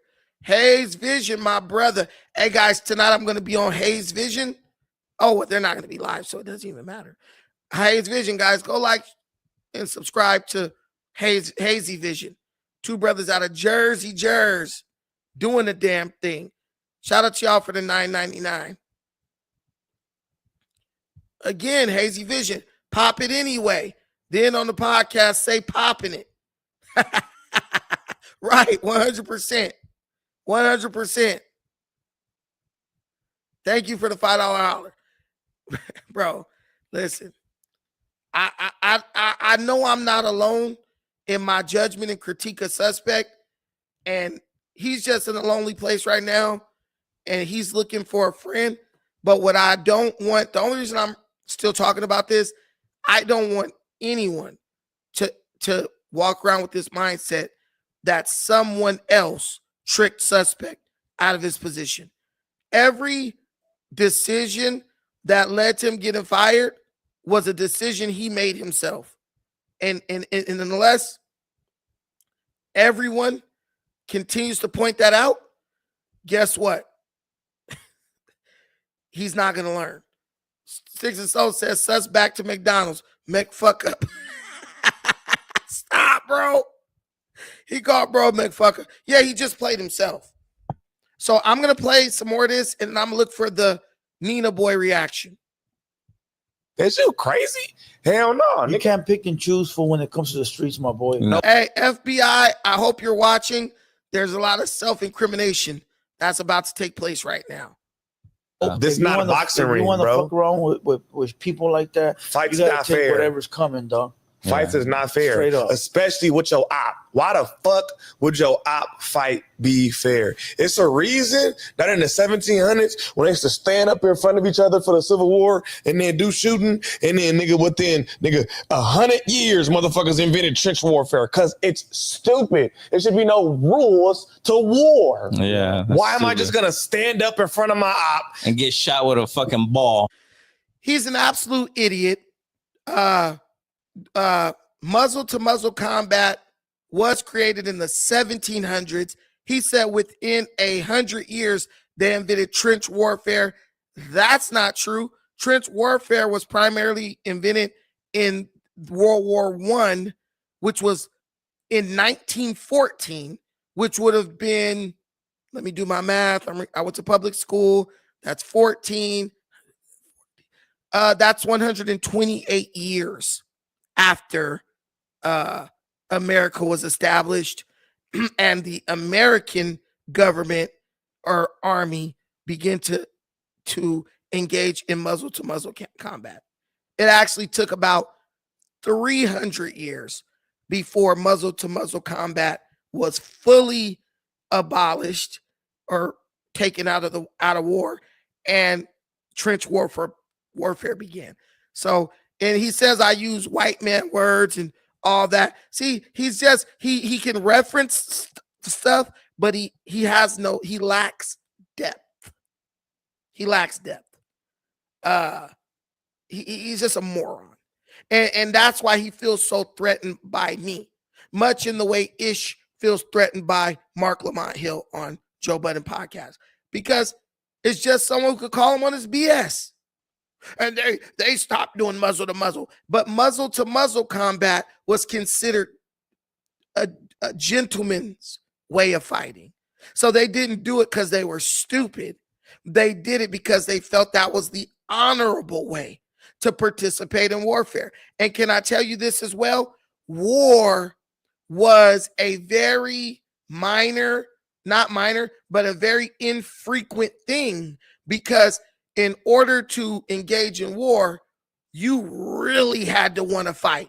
Muzzle-to-muzzle combat was created as a deterrent because you pretty much knew you were going to die.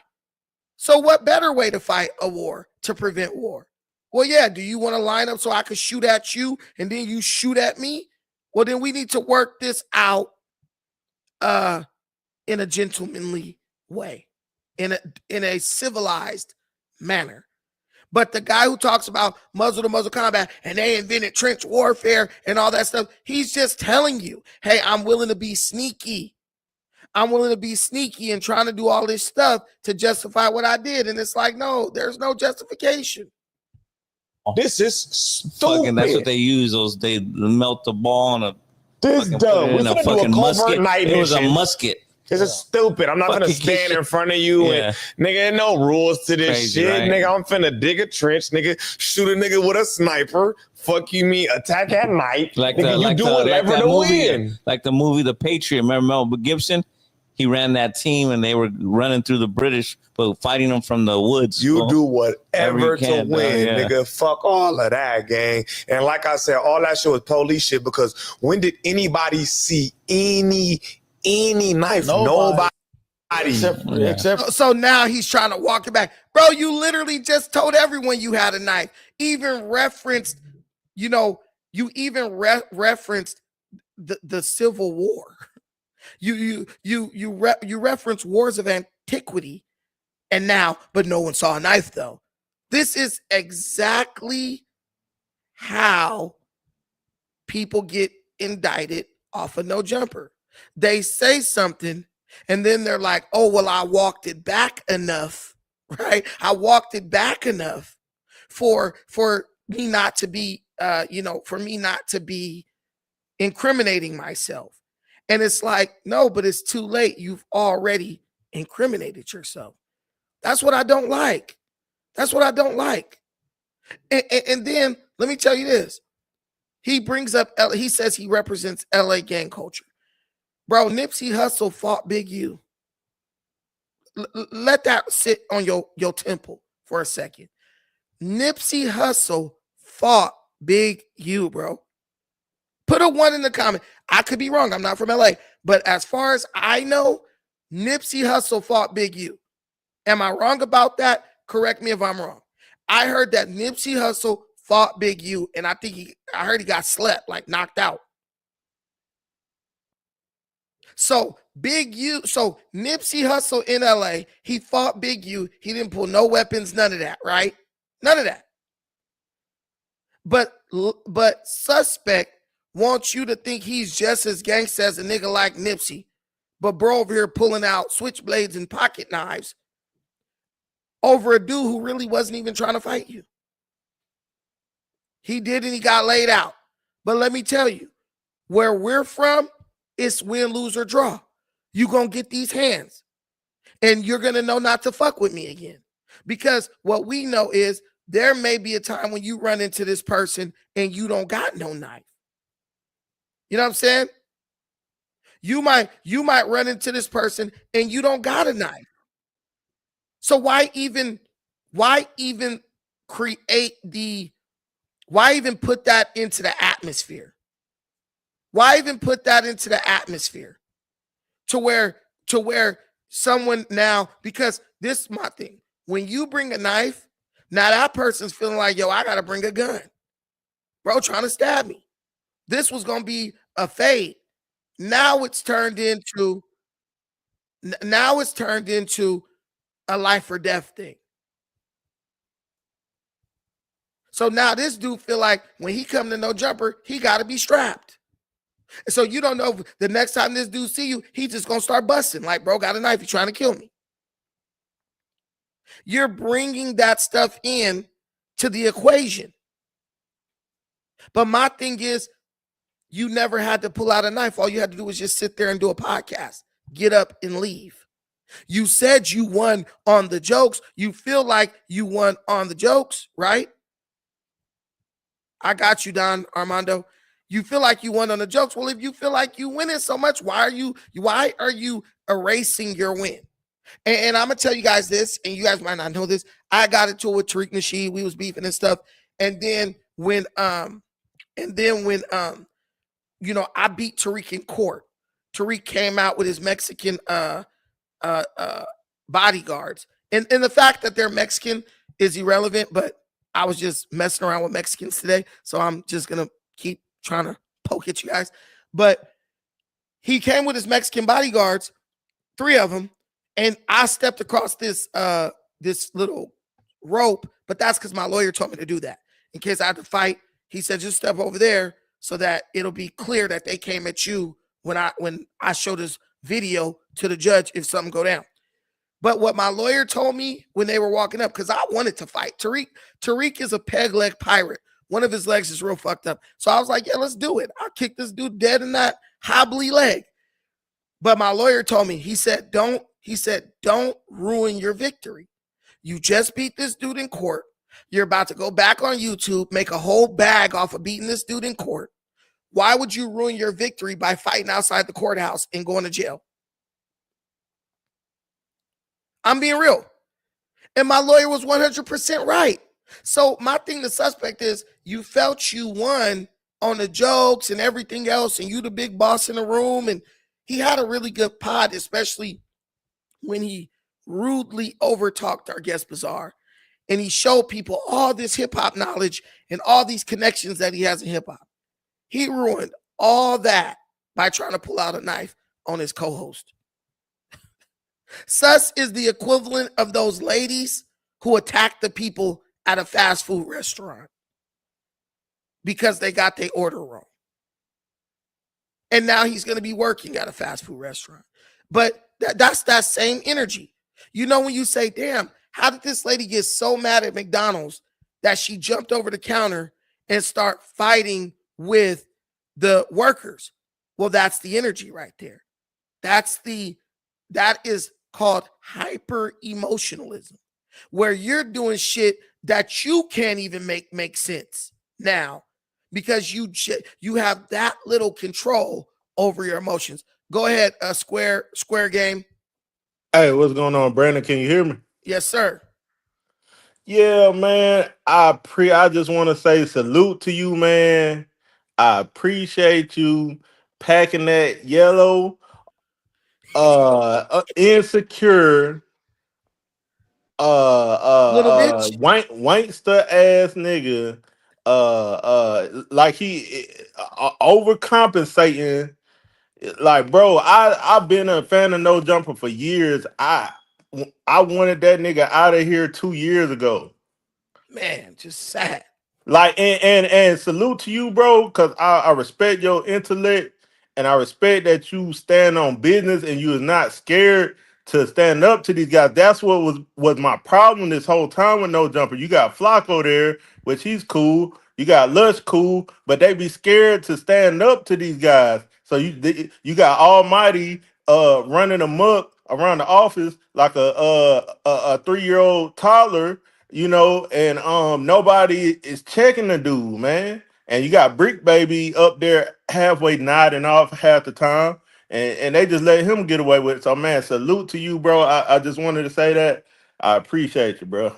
You Thank you you. added something new No Jumper, that the mature side, the mature intellectual side wants to hear, because some of them pods, man, I feel like I'm losing brain cells listening to, and I just have to churn it off, man. But you adding something to No Jumper that has been needed for a long time, man. So salute to you.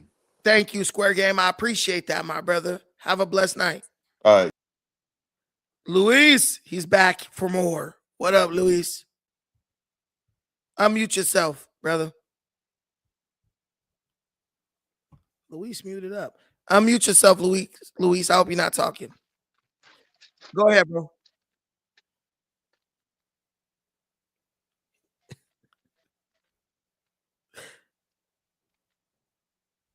Luis, you there?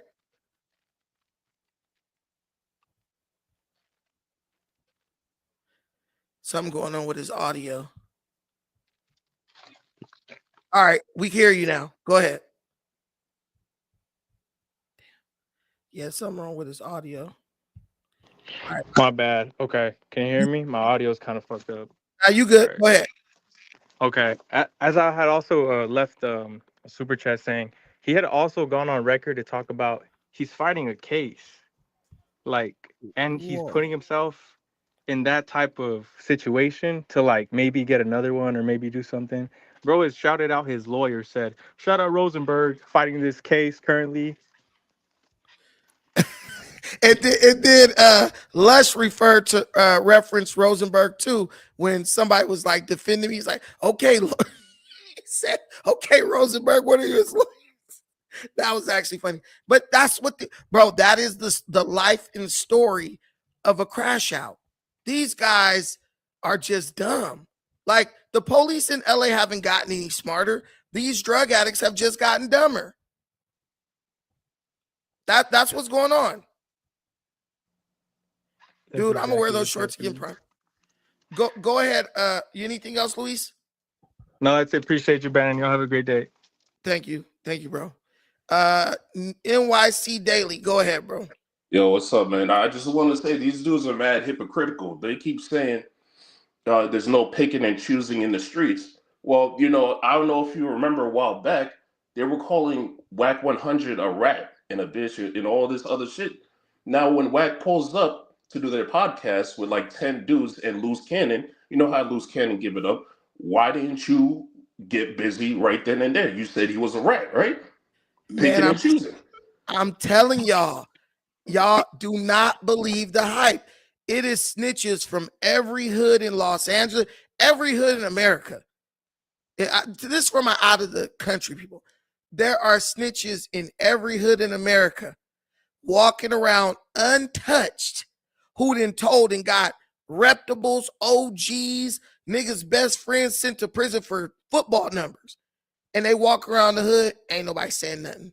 Ain't nobody touching them. Ain't nobody doing nothing. As a matter of fact, most of these dudes is scared of the snitches from their hood. And suspect think he sounds smart, bro. He talking about, yo, there's no rules in war. You ever heard of a war crime, buddy? Right. Like, he's an idiot, bro. He think he know what he's talking about. You need to shut the fuck up, bro. Stop being a Listen. bitch. T.I. took off on Mayweather. Mayweather is nice. We all see it. We all know it. T.I. was a gangster that actually went to prison. All right. So that whole excuse about using a knife, oh, you're not pussy because that's how niggas do it in jail. Cap, bro. T.I. did more time than suspect. T.I. was not afraid to get down with the champ. So Right. So yeah. That's it though, man. Salute, man. Bro, you forfeited being a gangster to be a pimp. And now you had no jumper, acting like you putting us up on game about what it takes to be a gangster. If you're a gangster, go back to BPS, tell them you the big homie now, and fall in line, and then we'll believe you're a gangster again. Bro, it's such just an idiot. And then on top of that, this guy, somebody left a super chat. I mean, not a super chat, but a comment that I really wanted to do, but I lost it. Oh yeah. Somebody said, bro, you had me crying when you kept saying, look, when the knife got pulled out, you to go. Yeah, because here's the thing. I didn't even run or back up from him. I was just saying, look, there's not, because I'm saying, look, I told you guys. But haven't I been telling you guys for months that this guy did not want to fight? Did I not tell you guys for months that this guy wants to try to pull out a weapon? I've been saying it. Right? I've been saying it. Why do we have to get to this point for what I was saying a long time ago to get to be proven? We know what this dude's about. But Nina Boy did a reaction, and my boy Sticks and Stones gave a nice super chat. So we're gonna check this out and see if there's another person who sides with me. Sound like Dejan. Grow up. That's why. Grow up. You with this little squeaky ass voice. You sound like how you look, a little fat man child. Hey, with you, at least I don't got a receding hairline in the box spot trying to get a haircut. This man got. Well, what was you? Can I ask you a question? That's all you can say. Right, I don't want to argue. Thank you. I don't want to argue. I don't want to argue. Why are you wearing that hat? Nigga, know what's under there? It ain't no secret. Nigga, you might as well just embrace it. This man got the George Jefferson hairline trying to hide it. Kindergarten. That's okay. That's okay. That was your height kindergarten. Nigga, your mama help you put them little shorts up? I know them your baby mama shorts. Look at them bitches. We see all thigh meat with these baby shorts on. Nigga, what's wrong with you? With them baby shark hoochie daddy shorts on. Hey, fuck you, baby shark. Are we gonna yell? Because I can't understand one person trying to clown somebody. I got a video from your fans of you balled up in a fetal position in a random LA out getting your ass whooped out by some nigga. A little nigga older than me whooped this nigga. The nigga balled up. Talking about look, see, it was all fun and games until I brought up him getting whooped out. That stopped him in his tracks. Parked his ass like a cat. Who he starts sounding like an owl in that bitch. You might as well sign his ass to OVO. Who? Oh, wait, he's bringing up personal shit. But you didn't talk about my baby mama, my hoochie daddy shorts, this, that, and the third, and I'm just sitting there. But before that, I said, let's get back to the podcast. See, you was winning, but you didn't know when to stop. And then we wanted to talk to Bazaar, and you just couldn't let that happen. Bazaar sitting there looking like, why did I show up to this shit? But he's so worried about, let me crack the most jokes. Did he look like a person was fearful? Was he acting like a person was angry? Which we know in his heart he had hatred. We know that. But this guy is the kid. Almighty Suspect is the guy in that movie Fresh. Remember the guy in the movie Fresh where he got schooled up by that kid in basketball, so his answer was to shoot the kid? That's Suspect. When he doesn't win, he wants to kill. I either win or you die. That's his rules. That's his rules of engagement. We all know that half rapping ass nigga can't get signed to OVO, but I was just throwing that out there. But look, but that's his rules. So when I came back and clowned him, you know what I'm saying? We dragging each other to the dirt. Let's do it. I drag him to the dirt. Now all of a sudden it's a problem. Now I want to kill. I want to stab a nigga. Boy, you better watch out. Go ahead, Turdy Tyke. Yo, what up, bro? Yo, you in the belly of the beast over there, man. I'm telling you that you in direct confrontation, bro. Hey, bro, listen, bro. I'm standing tall. You know what the good thing is? I talk a lot of shit on my own stream, but the good thing is I stay talking shit even when I'm in a room full of people. Like, it's LA, bro. I ain't scared to know, oh, this dude from here. That shit don't move me. You know what I'm saying? Like, you a man at the end of the day, I'm going to give you respect like a man. I don't even know about you. And if I do know about you, it's still going to be on the same type of time. And that's the way a man is supposed to carry himself. Right. Yeah, bro. I would have been the same way. Like, dude would have been just sitting there yelling and stuff. I would just been sitting there like, okay, bro, like just getting at him, like, you know, back and forth. But dude had to pull a knife out. And then the repeat spitting. I just like, bro, and you gotta be selective with that, bro. Like he's so selective with that. Like he spit on a dude that he knew wasn't gonna fight him back, and he went all the way in on him. He spit at you. But what was different was he had a knife on him and he knew that. So that's why he spit at you in the first place. He spit on me and then retreated. Right. Dude, hold me. He literally pulled himself into the arms of the security. Hold on, can I speak real quick? You got it. Go ahead. Quick? Go ahead. Yeah, bro. Yeah, like he did not make any confrontation until after the security guard was 2 feet in front of him. And then he spit and jumped over, knowing, you know what I'm saying? But all the politics, make a small story short, bro.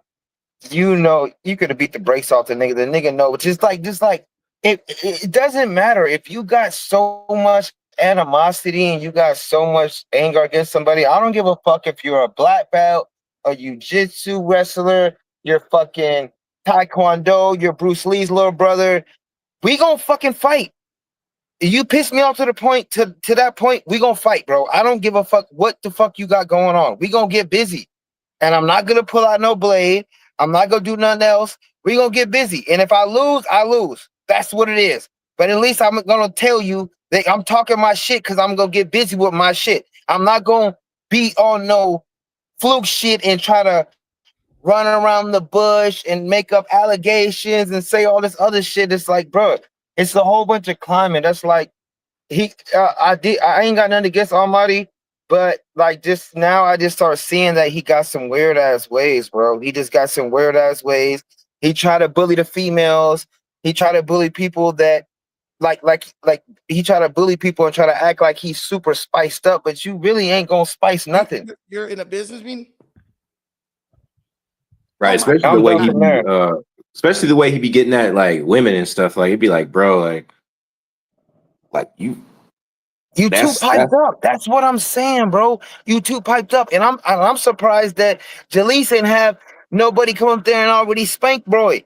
You get what I'm saying? And the nigga who was next to her, he should have been off the chair, off the rip. Niggas say anything about my little cousins, my niece, daughter, I'm off the chair. I don't give a fuck. I ain't got no appliance in this area. I'm taking off the rip.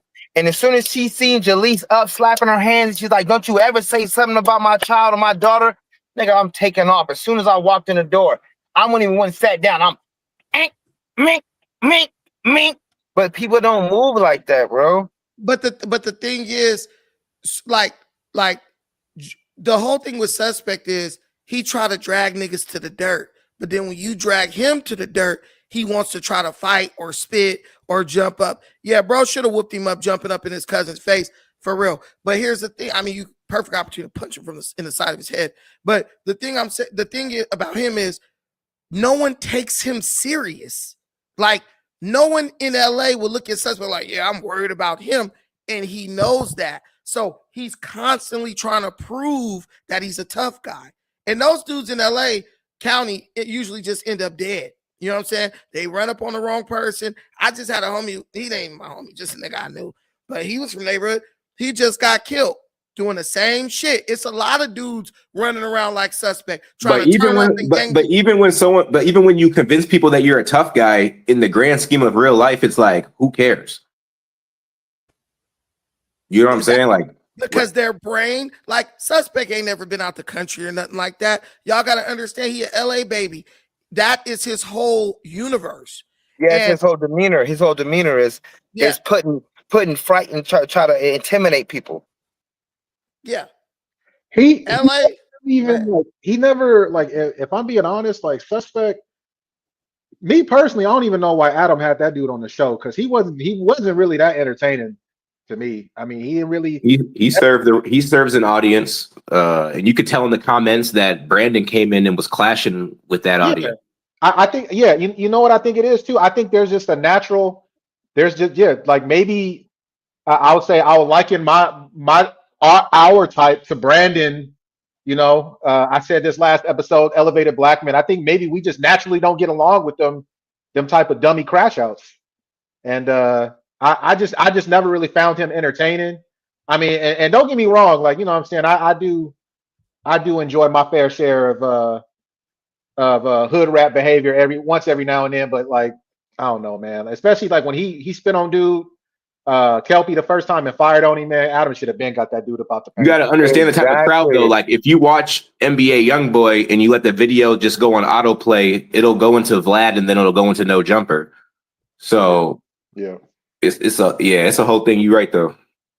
yeah. But the reason it does that is because it's giving you hip hop, then it's giving you hip hop commentary, debate, and analysis. It's not going to that because they're fighting. That's the point. Like you're supposed to be able to yell, argue, scream, even throw shit. But when you Yes, Right, start getting to the but point where they you just discuss those rappers and exactly. they also have them come on the show as guests. right, but now those rappers don't want to come to No Jumper no more because they're scared an altercation gonna happen because of suspect. He's literally driving off potential guests, bro. This is a real thing. I'm not making this up. This You know some what this this some behind the scenes.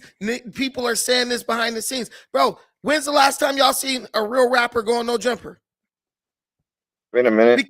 Because a real rapper between I'm not even gonna say that, but no, you know what? Fuck that. Between niggas like Whack and then niggas like Suspect, it's like, dude, I don't know what's gonna happen if I go up in that motherfucker. Now I But just that's the started some that's shit, but it's and whatever. that's the point. That's the point, B. Like you're standing your ground in your own area, bro. Like you got no compliance inside of the gang activity, inside of what else everybody else got going on. So everybody else being afraid and so frightened about, okay, well, I met No Jumper. There's gang members here. Bruh, it's regular life, bro. Don't nobody give a fuck about none of that. That shit can happen to anybody every day. You get what I'm saying? I can see people thinking that's a check-in trap though. Yeah, at the end of the day, but And let's be real. And this is what I say with the No Jumper shit. Like, even when I talk to Adam or talk to whoever, look, if you bring me into here, right? And I have never said this to Adam, so I don't even know why I prefaced it with that. But I feel like Adam is like this. I could sit this guy down with anybody. They don't have to worry about him hitting them, spitting on them, going crazy on them. None of that. right. Right? My thing is, I watched what's the guy's name who always says on King David? Remember that dude? Yeah, I know who you're talking about. I forgot that. You talking Dude about look like famous a drug Richard? he His name look is like a famous drug Richard. addict. Famous Richard. Famous On Richard. King David, you Yeah. talking about that little bro that got locked up. He's talking about he in jail. I know you Yeah. talking about. Famous Richard. I watched, because I like my research. I watched the video where Adam got into it with Famous Richard, right? I know exactly what you're talking about. Yep. And Famous Richard jumped up and was like acting like he was trying to fight Adam. There's one video where Suspect is sitting next to Adam and Famous Richard jump up like he want to fight. Then there's another video where Crip Mac is sitting next to Adam and Famous Richard get up like he want to fight. When Famous Richard got up to fight Adam with Suspect, like a bitch, Suspect sat in that seat and did not move and tried to laugh it off because he was scared. C-Mac threatened him. C-Mac stood the fuck up like you ain't about to do nothing to Adam. No, Nigga, I'ma squabble you up before you he do. said, you know where you at? That's exactly what he said. And Brandon, bro, then, you can't and say then, that. Kurt can't and even count to 10, bro. listen, bro. Listen, you want to get dropped off? I mean, if that's how you feeling, bro, I guess. Yeah, because what does count to 10 have to do with what we talking about? You're talking about an idiot. Then bye, nigga. Get him out. Like, what does that? That's what I'm saying. I'm not gonna do you like that. I'm gonna let you on, Natty. I'm not gonna do you like that. This is a platform of free speech. But bro, stay on topic, bro. What? That's you like Suspect. No, the nigga be like, oh nigga, you got on baby. The nigga be like, hey nigga, you retarded as fuck. And he be like, well nigga, you the one who can't string together a sentence. Oh yeah, but you got pink shoes on. Like, what does that have to do with? That's not what I'm saying. Listen, we're not talking about Crip Mac's intellect. No, we're talking. What I'm saying is him standing up to that nigga had nothing to do. What you're saying has nothing to do. Yes, it does, because Suspect is trying to project an image that he can't live up to. And we learned that when little ass Famous Richard jumped up, skinny ass, bony ass dude in a whole nother state, jumped up on your boss, the nigga who writes your checks.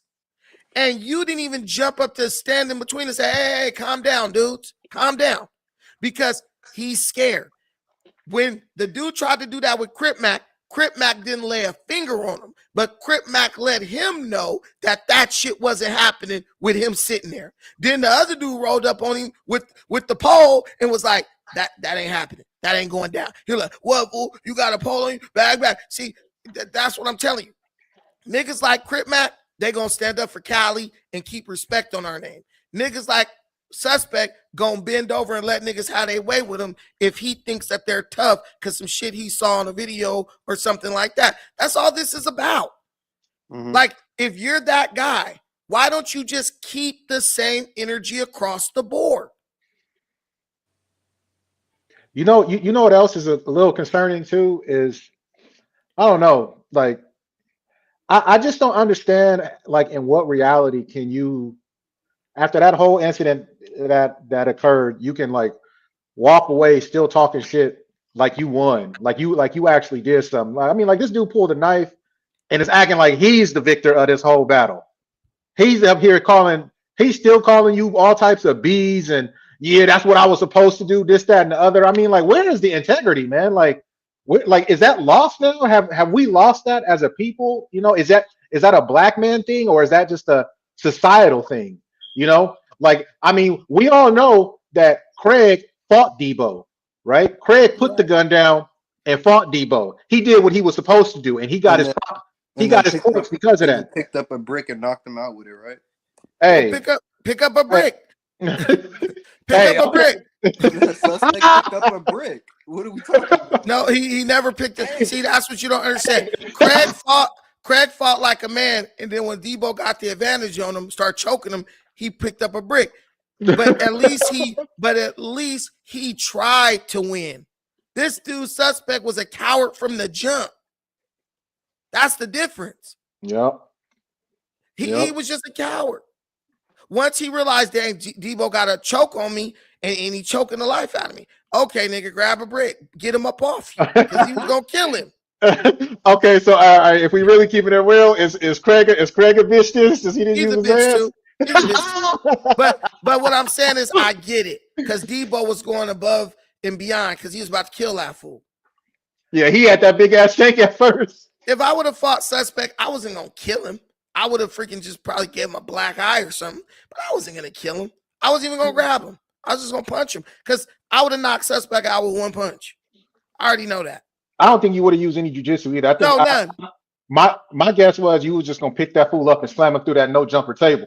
Nobody. Like, I had lunch with my cousin today. My cousin was like, the crazy thing is, everybody thought you was gonna be using jiu-jitsu. They don't know you had hands before you ever did jiu-jitsu.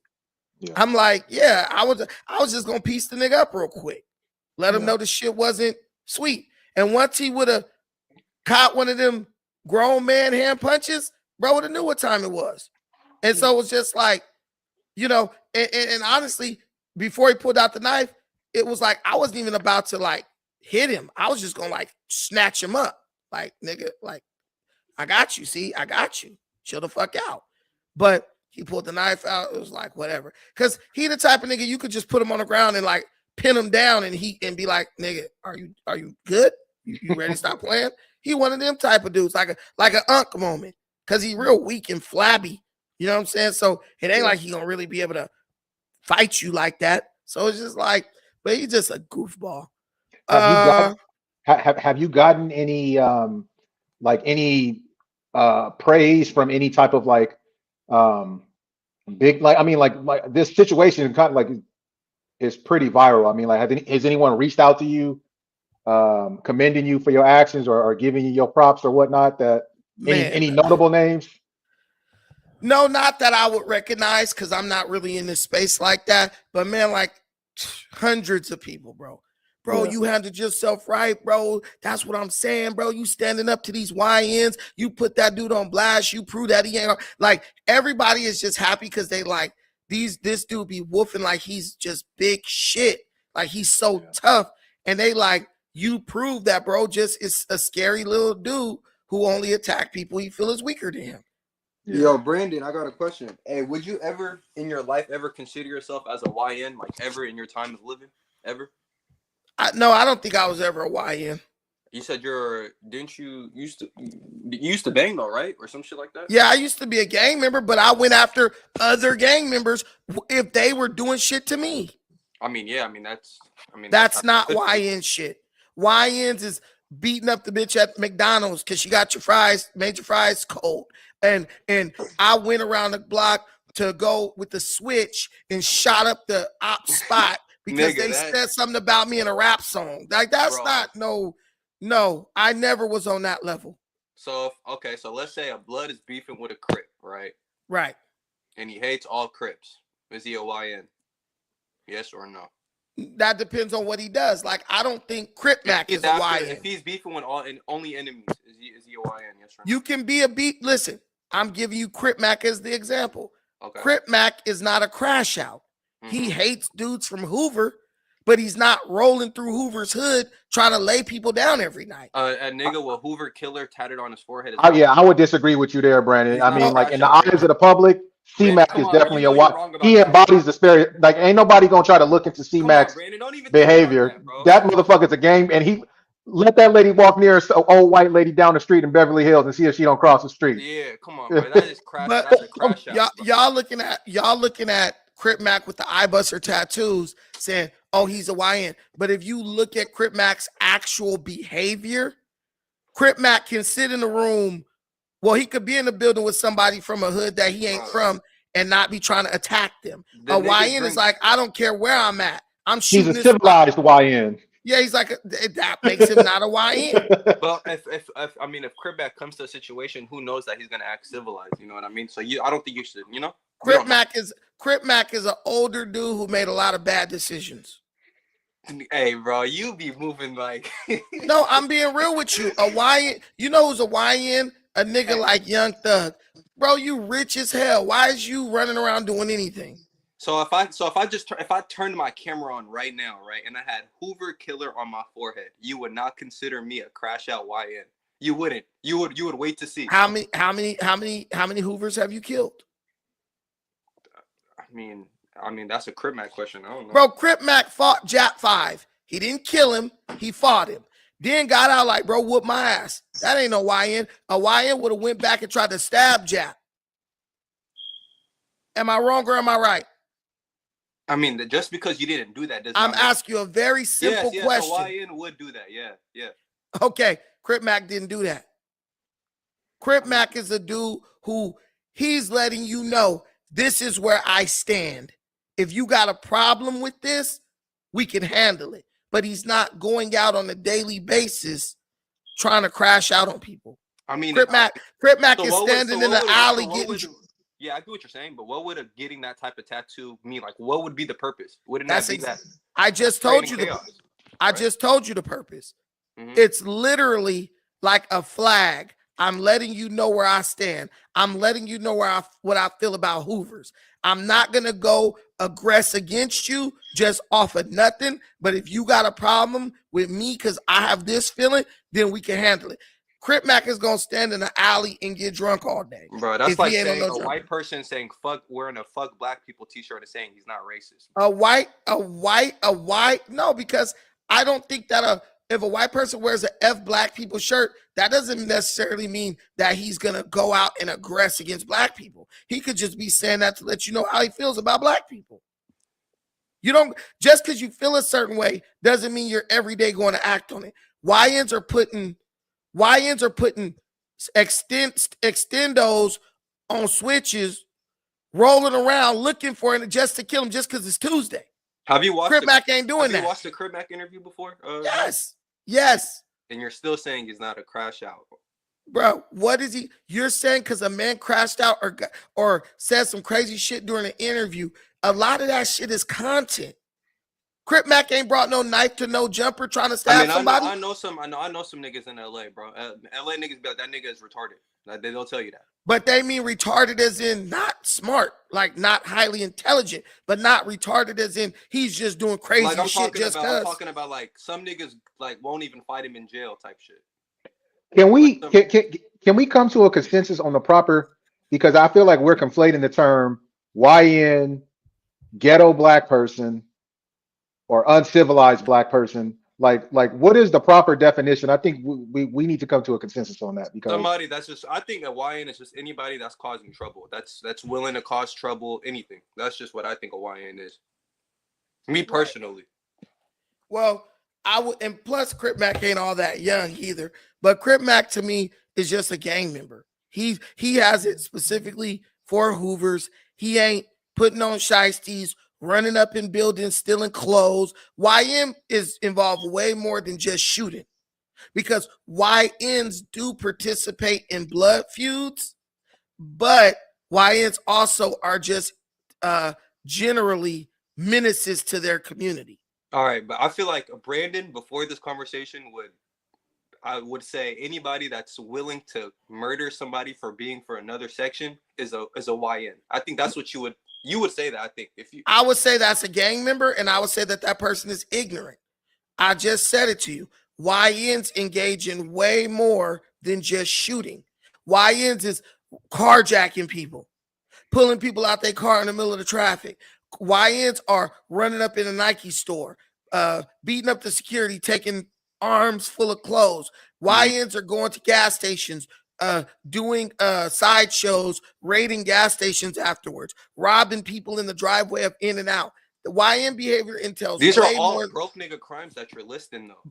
But what I'm telling you is YN, no, you could get the brokest nigga ever and he ain't carjacking nobody. No, I'm saying these are broke nigga crimes. This is YN activities. Just the amount of crime they're doing, the random crimes they're doing, and just the uncivilized nature of it. Crip Mac can code switch. He know how to act in different situations. YNs are just like, oh, look, we just gonna run up in the damn Nike store today and take everything out. Like, what? Like, okay, so you're just referring to the worst, the worst black behavior. Yeah. Like the bottom of the barrel is essentially really uncivilized behavior, which basically puts way more people in danger. The only person I feel like is in danger from Crip Mac is a dude from Hoover. No, nigga, that's not true. Like, I don't. Okay, tell me who. Well, tell me who else is in danger. So if you're walking around a nigga with a Hoover K tattoo on his forehead, doesn't that put you in danger too? Who you would be stupid to walk around with a dude with that on his head. Why? Because you're not in that beef. No. But why? See, the thing about Crip Mac is only a danger to you if you choose to be around him. YNs are doing random acts of violence that hurt people who are nowhere near associated with what they're doing. Like, I'll give you a prime example. I was in Lancaster. We at the gas station. 4 YNs roll up in the gas station wearing shiesties, bro. Mm-hmm. They come in the store. everyone thinks they're about to rob the fucking store. They just buy some shit and leave.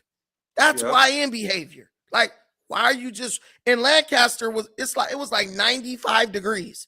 Wait, And what did y'all they just do? They didn't steal, right? What did they bro, do? but why are you rolling around with a shiesty in 95-degree heat? 4 dudes in a car wearing shiesties in 95-degree weather.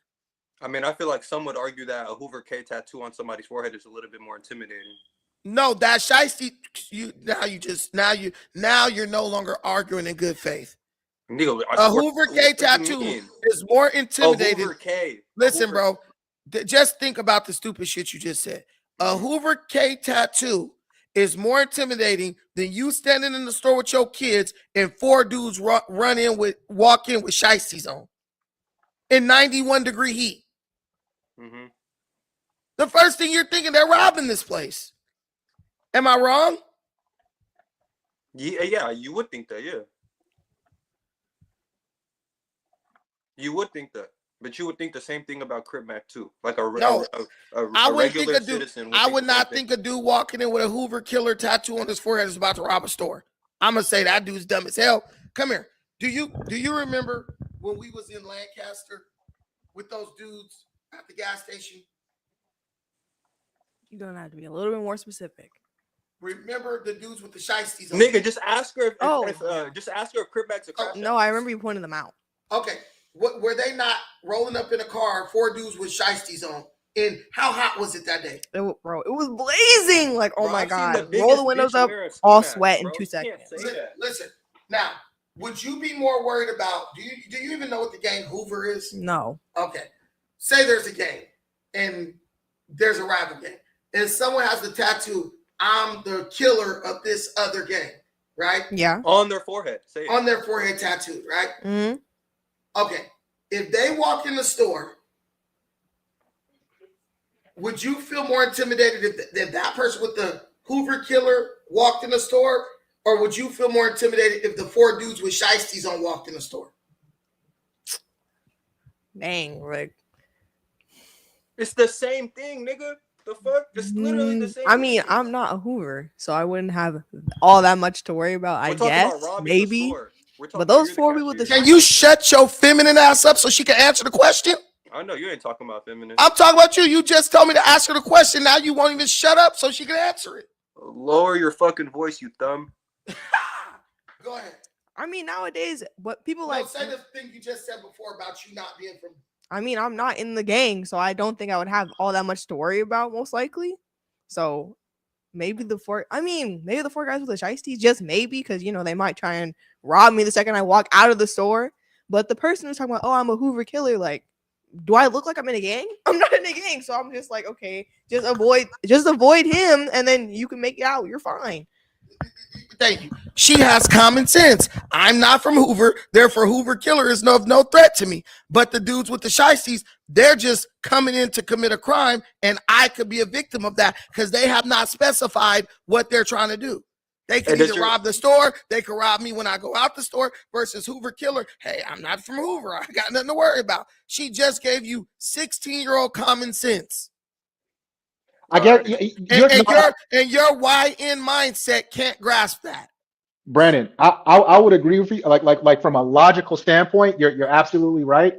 But I'm saying in real time, in a real time scenario, if I see both of those, if I go to Target and I see a dude with tattoos all over his face and this killer, that killer, versus if I see, and then I go to Walmart right after and I see four dudes with shiesties on, I'm gonna be executing the same amount of heightened awareness. That's what I'm saying. And I'm discriminating against both of them equally. I'm not going to even in that moment. I'm not trying to process. Oh, you know what I'm saying? This guy, I don't have to worry about this guy because I'm not from said gang. I'm not even trying to think that. I'm thinking these dudes are both of these sets of entities are dangerous, and I'm gonna try to stay the fuck away from them. How many kids are you seeing running around with shiesties right now, too, Brandon? A lot. No, they are a lot, a whole lot of them. Wait, Natty, what city are you from? LA? No, I'm not. I'm from Seattle. See, that's why you don't. Them motherfuckers be wearing that shit in the dead of summertime too. You don't understand, bro. Like people in LA know, like, okay, this dude is enemies with this. This could have killed brother or did something to him. Yeah, he mad. That was like an angry tattoo. But if I'm not from Hoover, the Hoover killer tattoo has no influence on me. I'm not with that gang. He's out for them. They're out from him for him. That has nothing to do with me. I'm talking about the cashier's point of view, though, not me. If I'm the cashier and you walk in with a shicey, I think I'm getting robbed. I mean, but if you're a That's cashier, true. you're gonna That's see a true. lot of kids come. You just killed your own. You just killed your own argument. Brandon's right. No. Brandon's right. If okay, let's say you work in a cashier, Natty, you working as a cashier at the liquor store, and two motherfuckers walk in right behind each other, tatted up, face tatted up, and then another motherfucker walk in, or 10 minutes later with a mask on. My instant reaction when a dude with the mask come on, this motherfucker about to try to do something, right? No, 100%. Because he got the mask on. No, you when you put it like that, Brandon, you're right. You absolutely right. Listen, if YNs were not worse than gang members, why wouldn't they just call them gang members? Oh, these are just gang members. YNs got a name. You're using they got a TikTok trend right now. YNs got a unique title because they are of the brazen nature of their crime. They literally do shit like they don't give a F. And usually their actions are drug induced, which is also gang members too. But YNs to me are more likely to be on drugs or high when they do a crime. YNs are gang members, but they're especially brazen gang members. There's young gang members who are not YNs. NBA Youngboy is a YN. King Von is a YN. But there ain't a whole bunch of people who like, yo, I don't like this dude. He said something about me in a song, so I'm gonna walk on feet to go murder him. There's a lot of young gang members who won't even do that. Yeah, but there's also a lot of young people that steal Kias all day, then they're just some YN all of a sudden. You know what I mean? Now they're like in the same label as actually some nigga that actually. Hey, if people on here saw your face, Natty, they would not have no respect for you. Brandon, that's exactly why nobody has respect for you, because people actually see your face. All right, show your face. Show me your legs, nigga. Show your face. They're hanging out the chair. Gay. No, Natty, just show me your face. See right there. See, Natty, right there. Like this is the shit that I'm talking about. That I was referring to earlier, where it's something. And I remember, Natty, you said that you was 23 last episode. It's something. I think it has to do with social media or the computers, but it's something where people can absolutely can get up behind the screen and talk their shit, and when they are challenged or confronted, they just write it off, right? And you can talk your shit behind the computer, that's totally fine, but it's just if you're gonna affirm a positive, if you're gonna affirm a positive message, right? You have to stand on that. You can't just Brandon, be like, I was just joking. This is exactly what I'm not saying, Brandon. What I said yesterday too. I've seen Natty before, bro. If you see Natty, bro is the most skinniest, light-skinned, pencil neck dude ever.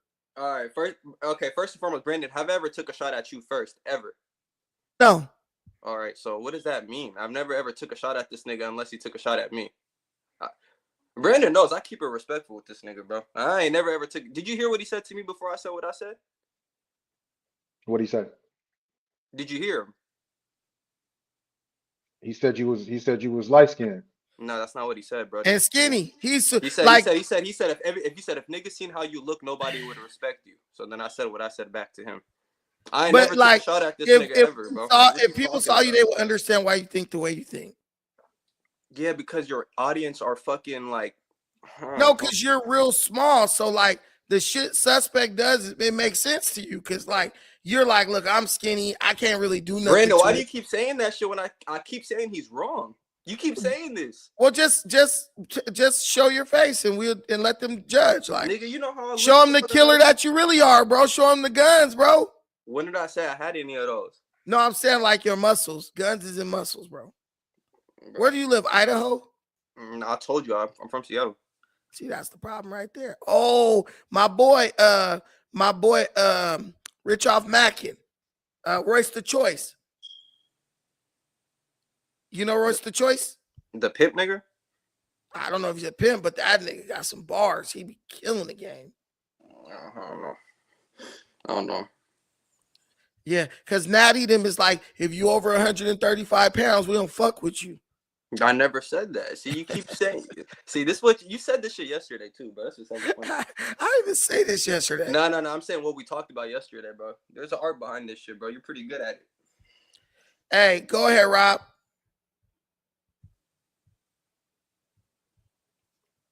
Robert, you got your signal back? I don't know what's going on. Natty, why don't you just cam up, bro? Let them see your face for 1 second. Why, nigga? Damn, nigga, sound like you. I'm gonna make you big. Hey, cam up for nigga 2 seconds. I don't care about being big. Just bro. cam up for 2 seconds. No, nigga, damn, you know neck having ass nigga. Leave me alone. He's so skinny, bro. It's funny. You look like a Somalian. I'm African though. I'm African. I know you African. You look like you from Somalia or Ethiopia. I'm from Ethiopia. You got it right. I be in Kenya all the time, so I know what Kenyan. Ethiopia. What?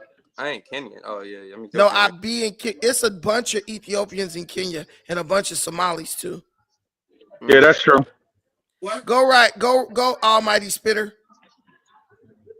Oh Lord, that is a crazy name. Yo, what up, Don Armando? We about to close it out, but go ahead, bro. All right, yeah, I'm just showing my face so everybody know what I am. So it is what it is. Face gang. Hey, Natty probably he definitely might be the ugliest dude up here too. I'm dead. Get up to be. All right, go ahead, Streets. Go ahead, Streets.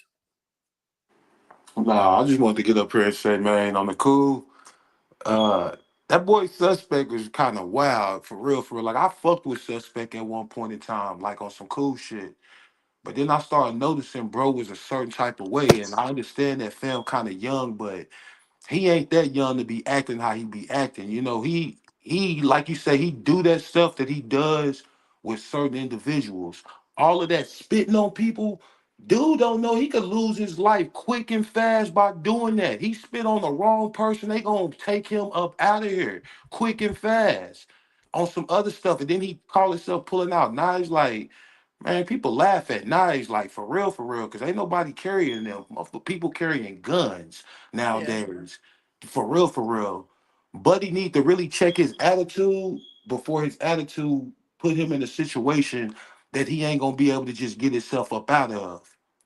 Yeah, facts. Man, listen, people like Sus only 27, he only 28. 28 is a grown ass man, dog. What y'all talking about? Like, what you mean? You ain't no kid at 28 years old. You got kids at 28 years old. He's only 27. And now they go say, he's only 37. He's only 50. At what point does he have to be responsible? Because I thought it was 18. Hey, Brandon, what was the one thing you said you're going to hold yourself responsible for on the show? You said some shit. I forget. Losing weight? No, nigga. I'm talking about you and Almighty. You said I could take blame for one thing. You said some shit. I said one thing. Oh, yeah. I said if there's one thing that I have to admit I did, that's a problem with me, it's that I care too much. See? I'm a victim. I'm a victim of his Negro YN aggression. You don't even believe that, bro. That's what's funny. I know it's true. Nah, but when you said I care too much, I agreed with you. I ain't gonna lie. I agree with you. Hey, listen, we about to close out. Go ahead, Ace. 30 seconds, and then we're gonna go down the line. 30 seconds. I'm just saying we got to give Suspect more grace, man. I mean, he's a failed rapper. He's balding. He's 30 years old. He's a failed pimp. I mean, he has a lot of built up aggression. He needs to see a therapist. We need to be pushing this young high yellow brother to go get some help. You forgot failed podcaster now. Yep, failed podcaster. That's crazy. Hey, listen, he's an expert at failing. He should start a YouTube channel and call it Expert at Failing. I'd watch it because he's a damn PhD in failure. This is how you destroy every opportunity you've ever had. And now he's like, oh, I'm going to get back into my rap and stuff.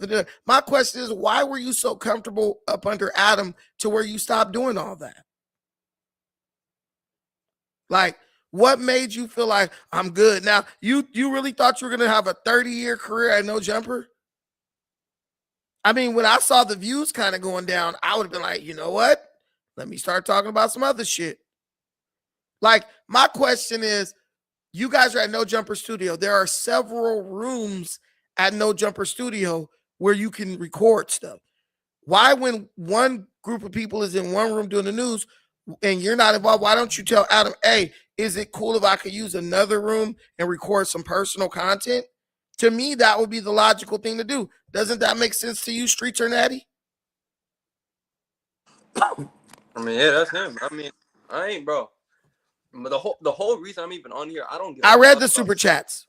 I don't give a fuck about what that nigga's doing. Like, I don't care. It's crazy to me. Even there's like niggas on here just talking about this nigga. So I would even, bro, I would have the same thing to say if niggas are talking about you this way, bro. Like, my whole Hey, point is, do me a favor. If people talk about me, don't get on the chat defending me, okay? I ain't defending nobody, bro. I'm just saying this. My whole Hey, point is, this shit's but you gay. don't understand Suspect. He's really a great guy. I never see. That's the, you could push that. Randy, There. you're terrible. But what you're doing is gay, bro. Like, What's gay about it? you're like, it's gay, dog. He talked about me and I talked about him. What is gay about that? Can I say something real quick, bro? Yes, sir. I'm gonna keep it 100, fam, because I watched that live, like the whole live that you and Buddy was on together on some real grown man stuff, bro. You held your composure like a real G. This dude was disrespecting you to the utmost, funny stuff, calling you the B word relentlessly. You said that to this man one time, and dude flew off the handle like a female. No type of like real bravado madness about himself. Like, to me, Buddy got a real funny issue with his attitude that I know he ain't been coming off on no real street shit, fucking with real street niggas like you say, Munchie B. He would never do that to a Munchie B or Hell the other no. dude in the background or He anybody that's at that type of caliber in the streets that's not on camera every day, right? he So, kisses Munchie B's ass relentlessly. but like you said, it's like some bullying type stuff. And I didn't really used to look at Buddy in that light until one day, I ain't gonna lie, one day I was messing with him on his stream. And I don't know, fell from a can of paint. The dude said something about my voice. He called me fat. He said some crazy shit to me, and I'm laughing at this nigga Suspect like, dog, nigga, I'm in way better shape than you, bitch ass nigga. Don't let my voice fool you, dog. For real, I would run laps around you, bro. You don't do no type of working out or nothing, fam. You was a drug addict on some Still funny shit. is. But What you you mean talking about how was? my voice sound, trying to like down me, not knowing, bro, like, dog, I would hurt you in real life, fam. The Seriously, reality is he'll run I'm from real me. shit. If you put Suspect in front of somebody who looks tough, he will run. Have you seen a video of him getting beat up in that alley? I'm gonna keep it 100. I didn't know nothing about that until you mentioned it, and I still didn't go watch that video because I took your word for what it is. You saying Buddy getting jumped on by two little dudes. The way I Bro, Suspect one, talk, when they I'm sure. first start fighting, one little dude put his ass on the ground. Way shorter, way smaller. The dude slapped him first through the window. Slapped his ass. He jumps out. When he stands up, he's towering over this guy. I'm not even joking. I think I could play a little bit of it. Let me get these super chats and then I want to show y'all this video. Look, so YNs commit crimes and post it on social media. Sticks and stones, shout out to you, bro. Suspect is built like a melted ice cream. God damn, y'all wrote some. Sticks and Stones LA, thank you, brother, for the $1.99. Sticks and Stones LA said, bro, my mom said, why you didn't kick the knife out of his head? We don't do that kind of jujitsu, mom. But yeah, I get it. Hey, honestly, I thought about it, but the damn security guard was in between us. I was like, I'm gonna try to like throw a punch or rush him to grab his arm, and then the security guard gonna like do something, and bro gonna jug me. That's all I was thinking. Like, yeah, I can't fight you with the knife with somebody in between us because you could, and he's taller than me, and his arms are longer than mine. So I got to think about that as well. I ain't said no hard R. Y'all need to shut the hell up. And if I said the hard R, so what? Can I say something real Hey, quick? yo, you Your, can't your do that, man Brandon. Suspect Hold was on, you can't definitely do that, scared of you, Brandon. bro. If he You can't do pre-planned that, bro. to bring a knife up there to his job, The part that don't make sense is, dude, you know you work at this location. You know if you and dude get into some type of tussle, it ain't finna be too bad. They already told you they're having security up there.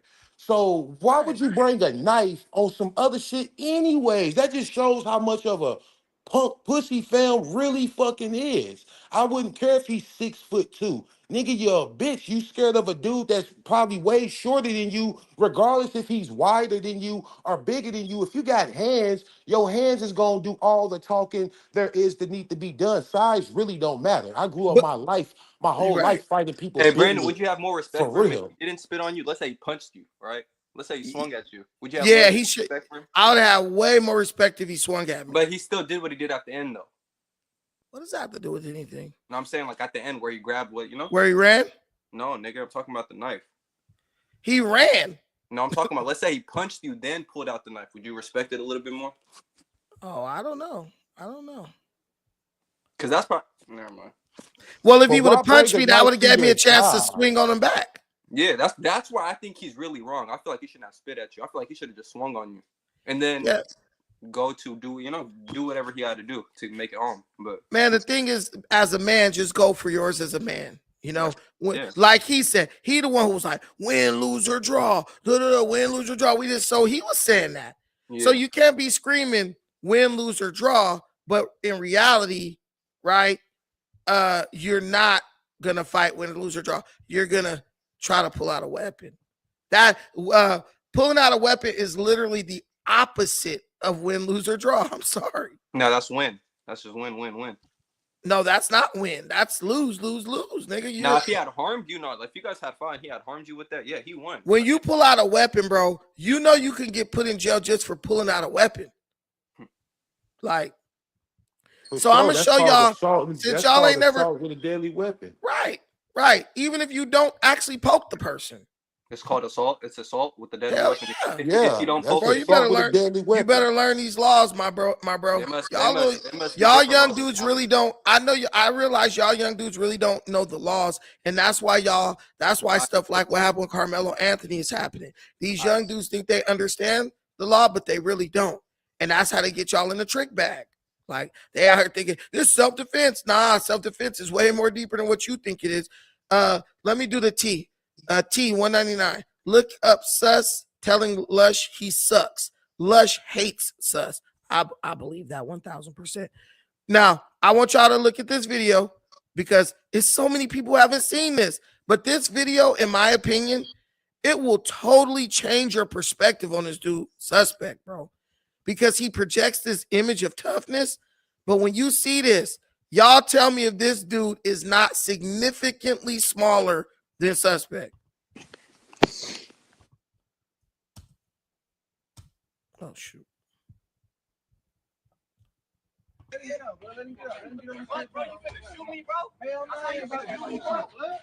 Slapped his ass. Now, hold on. Let me make it small. Wait. Now, is this dude bigger than Suspect? I've been telling this. I've been talking about this video for a while. Tell me, is this dude bigger than Suspect? And then listen to him saying, "You gonna shoot me, bro? You gonna shoot me, bro? But I thought you was the big man. What you gonna do about it? So nothing. Where's that energy at? Where's the what you gonna do about it, tough guy? Nothing energy then. Because you barking at no jumper like you a pit bull and you ready for whatever. But then in this alley, surrounded by your homie, your homies, you was scared like just a little bitch. Like, and then listen to this too. He says, I got packed out. Look, Streets, Luis, Natty, I want y'all, because I know Natty never saw this video either. I want y'all to tell me. I've seen this video like 6 times. So yeah, Tell me pack out happened. Retarded. I can't, I'm remedial. I don't know what a pack out is. I'm a judge in a court of law. Tell me where the pack out happened. Because a pack out is like 5-6 people jump on your ass and pack you. It's a pack. I don't think 2 is a pack. I don't think 1 is a pack. A pack is, I believe, 3 or more. Show me. I want you to say right there. Okay, Natty? I want you to say right there when you start seeing the pack. You gonna win? Let him get out. Let him get out, bro. Let him get out. Let him get on the fight, bro. You finna shoot me, bro? Hell no, I ain't about to shoot you, bro. Way bigger than this dude. Way taller than this dude. Where? Tell me where the pack out happened. I want to see the pack out. I really want to see the pack out. One-on-one right here. It's just one. It's just one.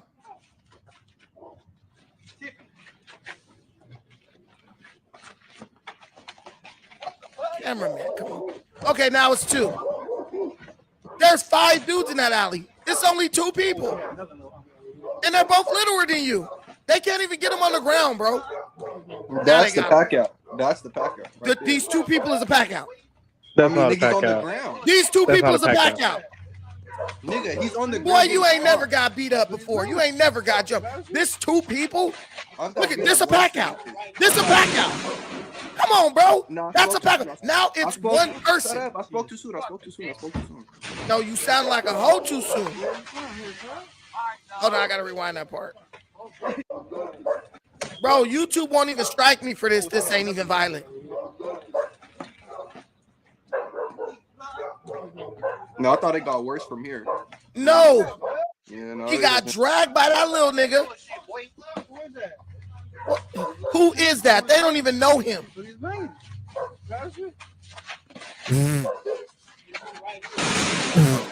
Damn. Nah, bro. What you gonna do about it? What you gonna do about it? Nothing. Nothing. I wish I should put this with that audio. Come on, cameraman. Where's the pack out? This was his villain origin story, whatever you call it. Bro, That's not where's even a the pack out thing. Bro, you got right up. Now another nigga want to hit you. Now he walked home. Bye. He Bro, kept screaming, I'm a pimp. I'm a pimp. hey, suspect want people to believe that this was some big ass, a gang of niggas was on me. They was whooping my feet. Bro, no.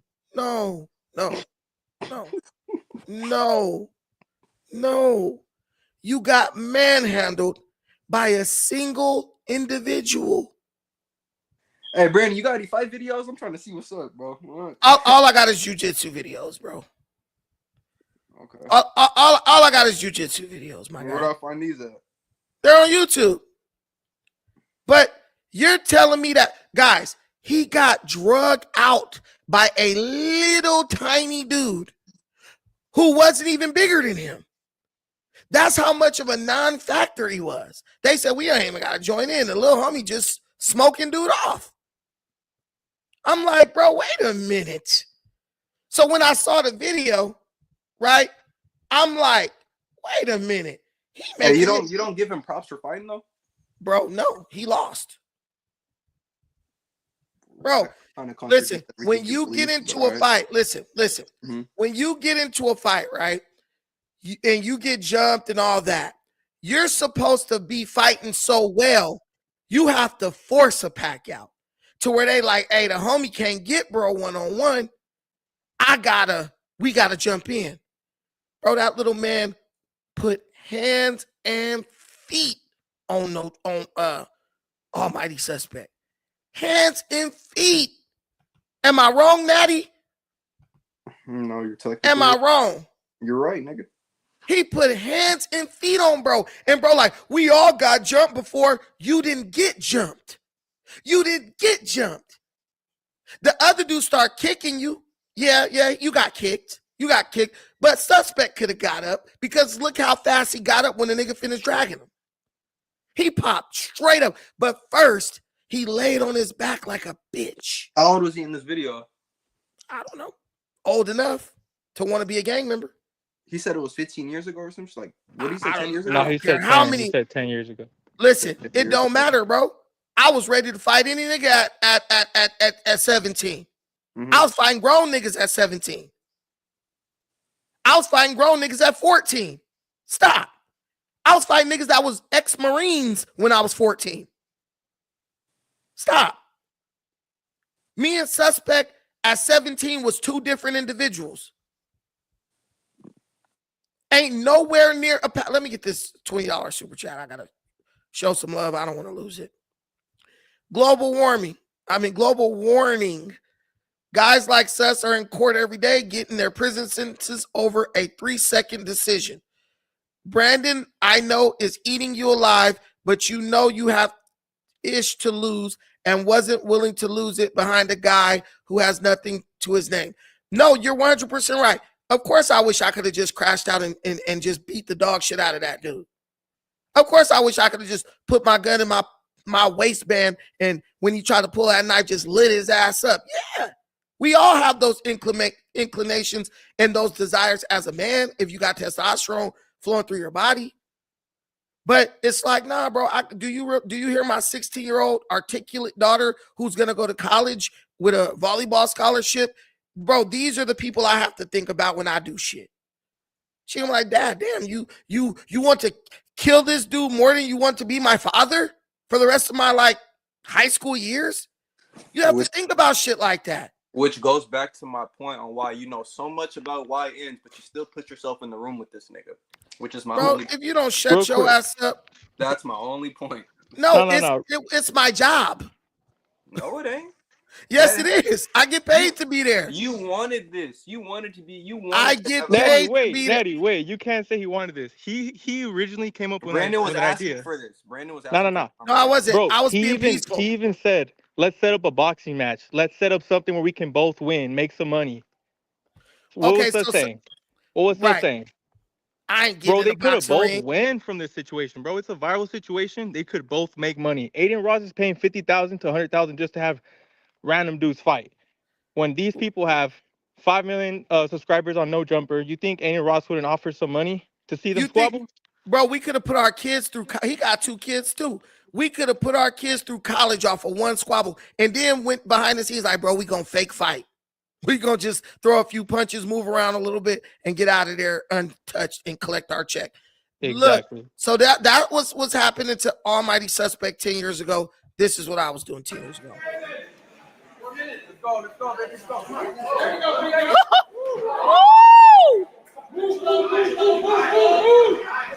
Let's go.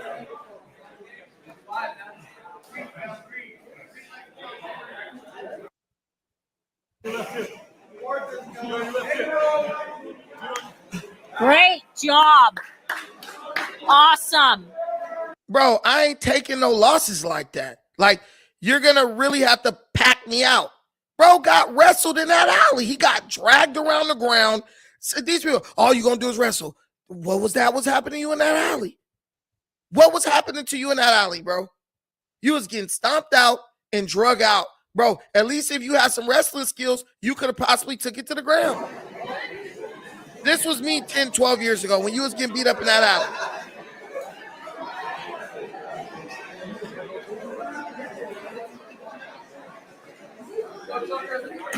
Nice, Brandon. But that's what I'm trying to tell you.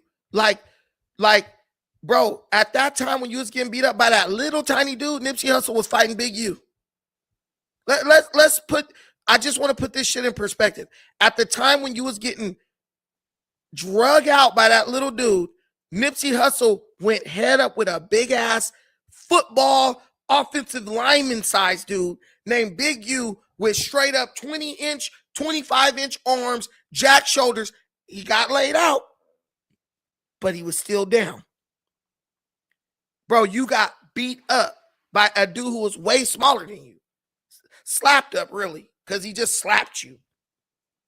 Just stop pretending like you're tough. You're not that guy. You never were that guy. You're never going to be that guy. And I did everyone the favor of exposing that you aren't that guy. I released you. Now you can go live your life in peace. You don't have to no longer carry the tough guy image. You will always be known as the dude who used to act tough and then was a punk and brought a knife to go try to stab somebody who he claimed he wanted to fight. Now, let me ask you guys a question. Luis, you're a wise man. Luis, do you remember on the first one where he was saying, oh, come outside, follow me outside and all that stuff? Remember that one? Yeah, I remember exactly that episode when Josh was just chilling saying, suspect, calm down, calm down. Right. Now listen, look,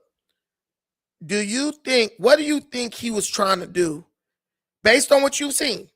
Do you think he was really trying to lure me outside to fight me? Or do you think he was trying to lure me outside to use a weapon to try to shoot me or something? From what he had already said, he was like, we already know what we do to dudes that train. I mean, just him by saying those words, what are you trying to say by that? And he's always trying to say, oh, you know, I keep blick on me. You know, I trying to say all this. Like, bro, come on, bro. Like, you're not tough. He wasn't trying to fight you. He was clearly trying to, like how you said, trying to cop a self-defense, trying to, oh, he came at me. He's a bigger dude, this and that. I had to pull a weapon. Straight bitch energy. Now, this is the thing. When this dude, so when he's talking, he's trying to create this, like, he's trying to build this idea that, yeah, I was calling him outside so we could catch a fade, but he didn't want to catch fade. Bro, we're in Cali. There's a rule in Cali. Don't ever follow nobody outside. That is literally a rule. Don't ever follow anybody outside. Because when people be trying to lure you outside, they usually got something waiting for you outside. On top of that, 5 minutes after he's like, yeah, let's go outside, his best friend Zay pulls up. So I'm like, oh, was you trying to get me outside so bro could pull up and then y'all could like jump me or something? Your traps. So suspect is mad because his tricks didn't work. I didn't fall for his insecurity, his little sneaky YN tactics. That's why he's really mad. Damn, he's not letting his ego control him. But when you guys saw me move, when he spit on me, let me tell you guys something. When I move fast, as y'all saw. And I honestly just don't believe suspect is fast enough to even deal with me. Size and speed. Security wasn't fast enough to put him in that corner, to lift him up and put him in that corner. Exactly. Exactly. Fast. Right.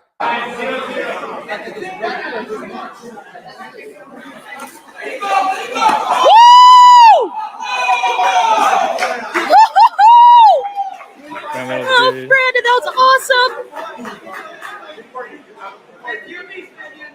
Bro, I'm an athlete. That dude is a freaking salamander. There's no reality in which that dude is beating me at anything. So when you guys are like, you this and you this, and I'm better now than I was then. I'm better now than I was then. I can't say, oh, I'm faster or I'm as fast, but in that little short distance, yeah, I'm still just as fast. Within 5 yards, I'm lightning. And that's what you got when I popped up off that couch and his eyes got big as saucers and he went and tried to curl up in that corner. Going back to the first day too, when you said he ain't trying to fight, you weren't really telling it to him. You were just reading a comment. And when you were even saying that, you meant it as when someone's trying to fight, they get off on you. They ain't gonna be like, follow me outside. Da da da this, da da that. What do when someone wants to fight? They fight. You just go off. So hey, somebody said drop the name of the V-neck shirt. Guys, this is Gildan V-neck, black V-neck. Gildan black V-neck, and you can buy them on Amazon. You could get like 10 of these for, I want to say like $45. They're the coolest. To me, like when I bought these, and I need to get some more. You could wear these like if you go out a nice night out on the town, or you're just sitting doing like streaming. They give you 10 for like $45, and they're not thin either. They're thick. You look. You can hear that. They're thick. You can't even see through them. Like if you do something like this, you can't see through them. These, I think all men should have a couple of these in a drawer. And you get 10 for $45. Bro, I throw these on like, oh man, I don't got no shirts. It's laundry day. Pfft, give me one of them V-necks. And they like keep you cool. And like if you going somewhere where you're not dressing up, but you're trying to be like casual but nice, This with a pair of jeans and some black shoes, it's the way to go. Go ahead, administrator. Yo, I guess just to make it real simple, because if you see the clips of this man, he's the way he talks to people, bro. If your fighting skills is where we've seen it at, there's no way in hell you should be talking to people like that. Plain and simple. It's just so people defending him is crazy because it's like, bro, do you not hear how he talks to people, and then do you not see how he actually gets down? It's completely mismatched. He's gonna get himself in some serious trouble, man. Suspect is the type, man. Listen, okay, so he said that put off or whatever was 10 years ago, right? Listen to me, y'all. Listen to me. 10 years later, he jumped on Kelpie and looked the way he looked. And Lush. Yeah, and Lush. 10 years later, he jumped on Kelpie and Lush and looked like he's made no improvement in his fighting since then. I've only seen one video of him and Lush where he hits him in the ear and Lush gives up. Right. Lush clearly gave up. But that tells you everything right there. The video with Lush. And I asked Lush, I said, Lush, did you give up or did you really get knocked out? He was like, I just gave up. I didn't want to fight the homie. Yeah, but Lush probably, man, seeing how he is, he probably took one for the team on some Johnny Knoxville, like, hey, let's help you out, yo. Punch me in the ear or something, yo, and I'll just drop. No, I think Lush just was like, because Lush be in the streets a little bit, so he couldn't he couldn't lose his street cred. Oh, so he for real wanted to fight him. He had to fight. He had to, or you'll mark. And, well, he ain't pull out no knife. The way suspect, right. He just took it on the chin. And suspect way bigger than Lush, way bigger. But he took it on the chin, and listen, you should have had the same energy as Lush. Like, hey, especially because you called out the fake guys. So these are the shirts. You get multi-pack. What the hell did I just? You basically could put down how many you want, but this is the 12-pack, and the prices went up a little bit. But I think for this whole 12-pack, 2X, I don't even see the fuck. Oh, it's $51. Them tariffs ain't no joke. No, it just went up from 40 to 50. But shit, you getting 12 shirts for $50. Yeah, that's cheap. You go to Walmart, you get 5 for like 30. Yeah, and these are thick. They're not thin. I've had these shirts this pack has lasted me like over a year because I've been wearing these for a while. But like they stay black. They don't fade if you don't like abuse them. I mean, shit, they're great shirts. They're great shirts. Yeah, get them on Amazon. Gilded men's V-neck t-shirt, multi-pack style. So don't say I never put y'all up on. I'm not a gatekeeper, bro. I'm like, if y'all want information, I'm gonna give it to you. But yeah, definitely good for like podcasters and streamers, people who have to look decent.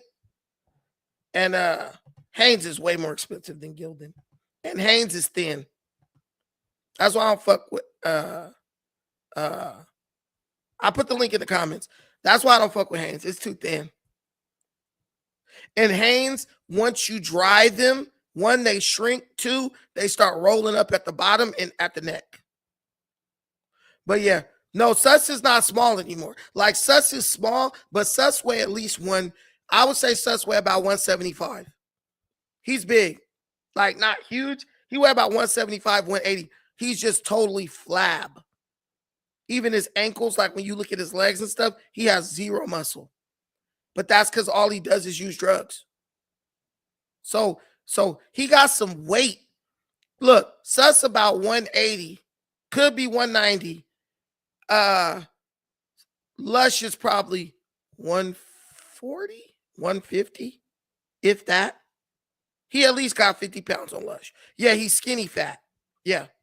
But he got at least 50 or 60 pounds on Lush. At least, and he's taller. You said Sus about 205. Maybe. He's not a small dude. If Sus fought in MMA, he would fight John Jones. or not anymore because John Jones is heavyweight. He would have fought the old John Jones at light heavyweight 205. He's not small.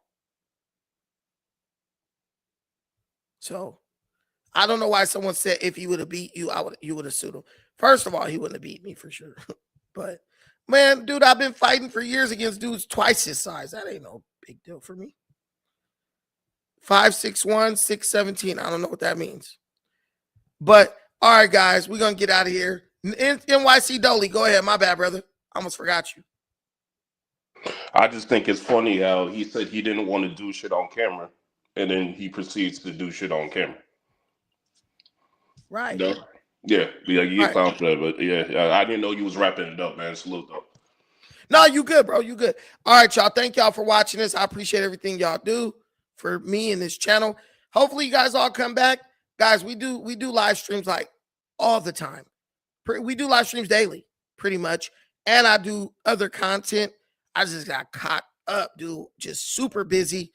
But I appreciate y'all rocking with me on this one. We're gonna do more streams. So just come back, sit in, and I don't know if all y'all do is follow what happens with No Jumper, but it's a lot going on in the world. And you need to hear about it. And you need to know about it. So just pop over here, subscribe, please.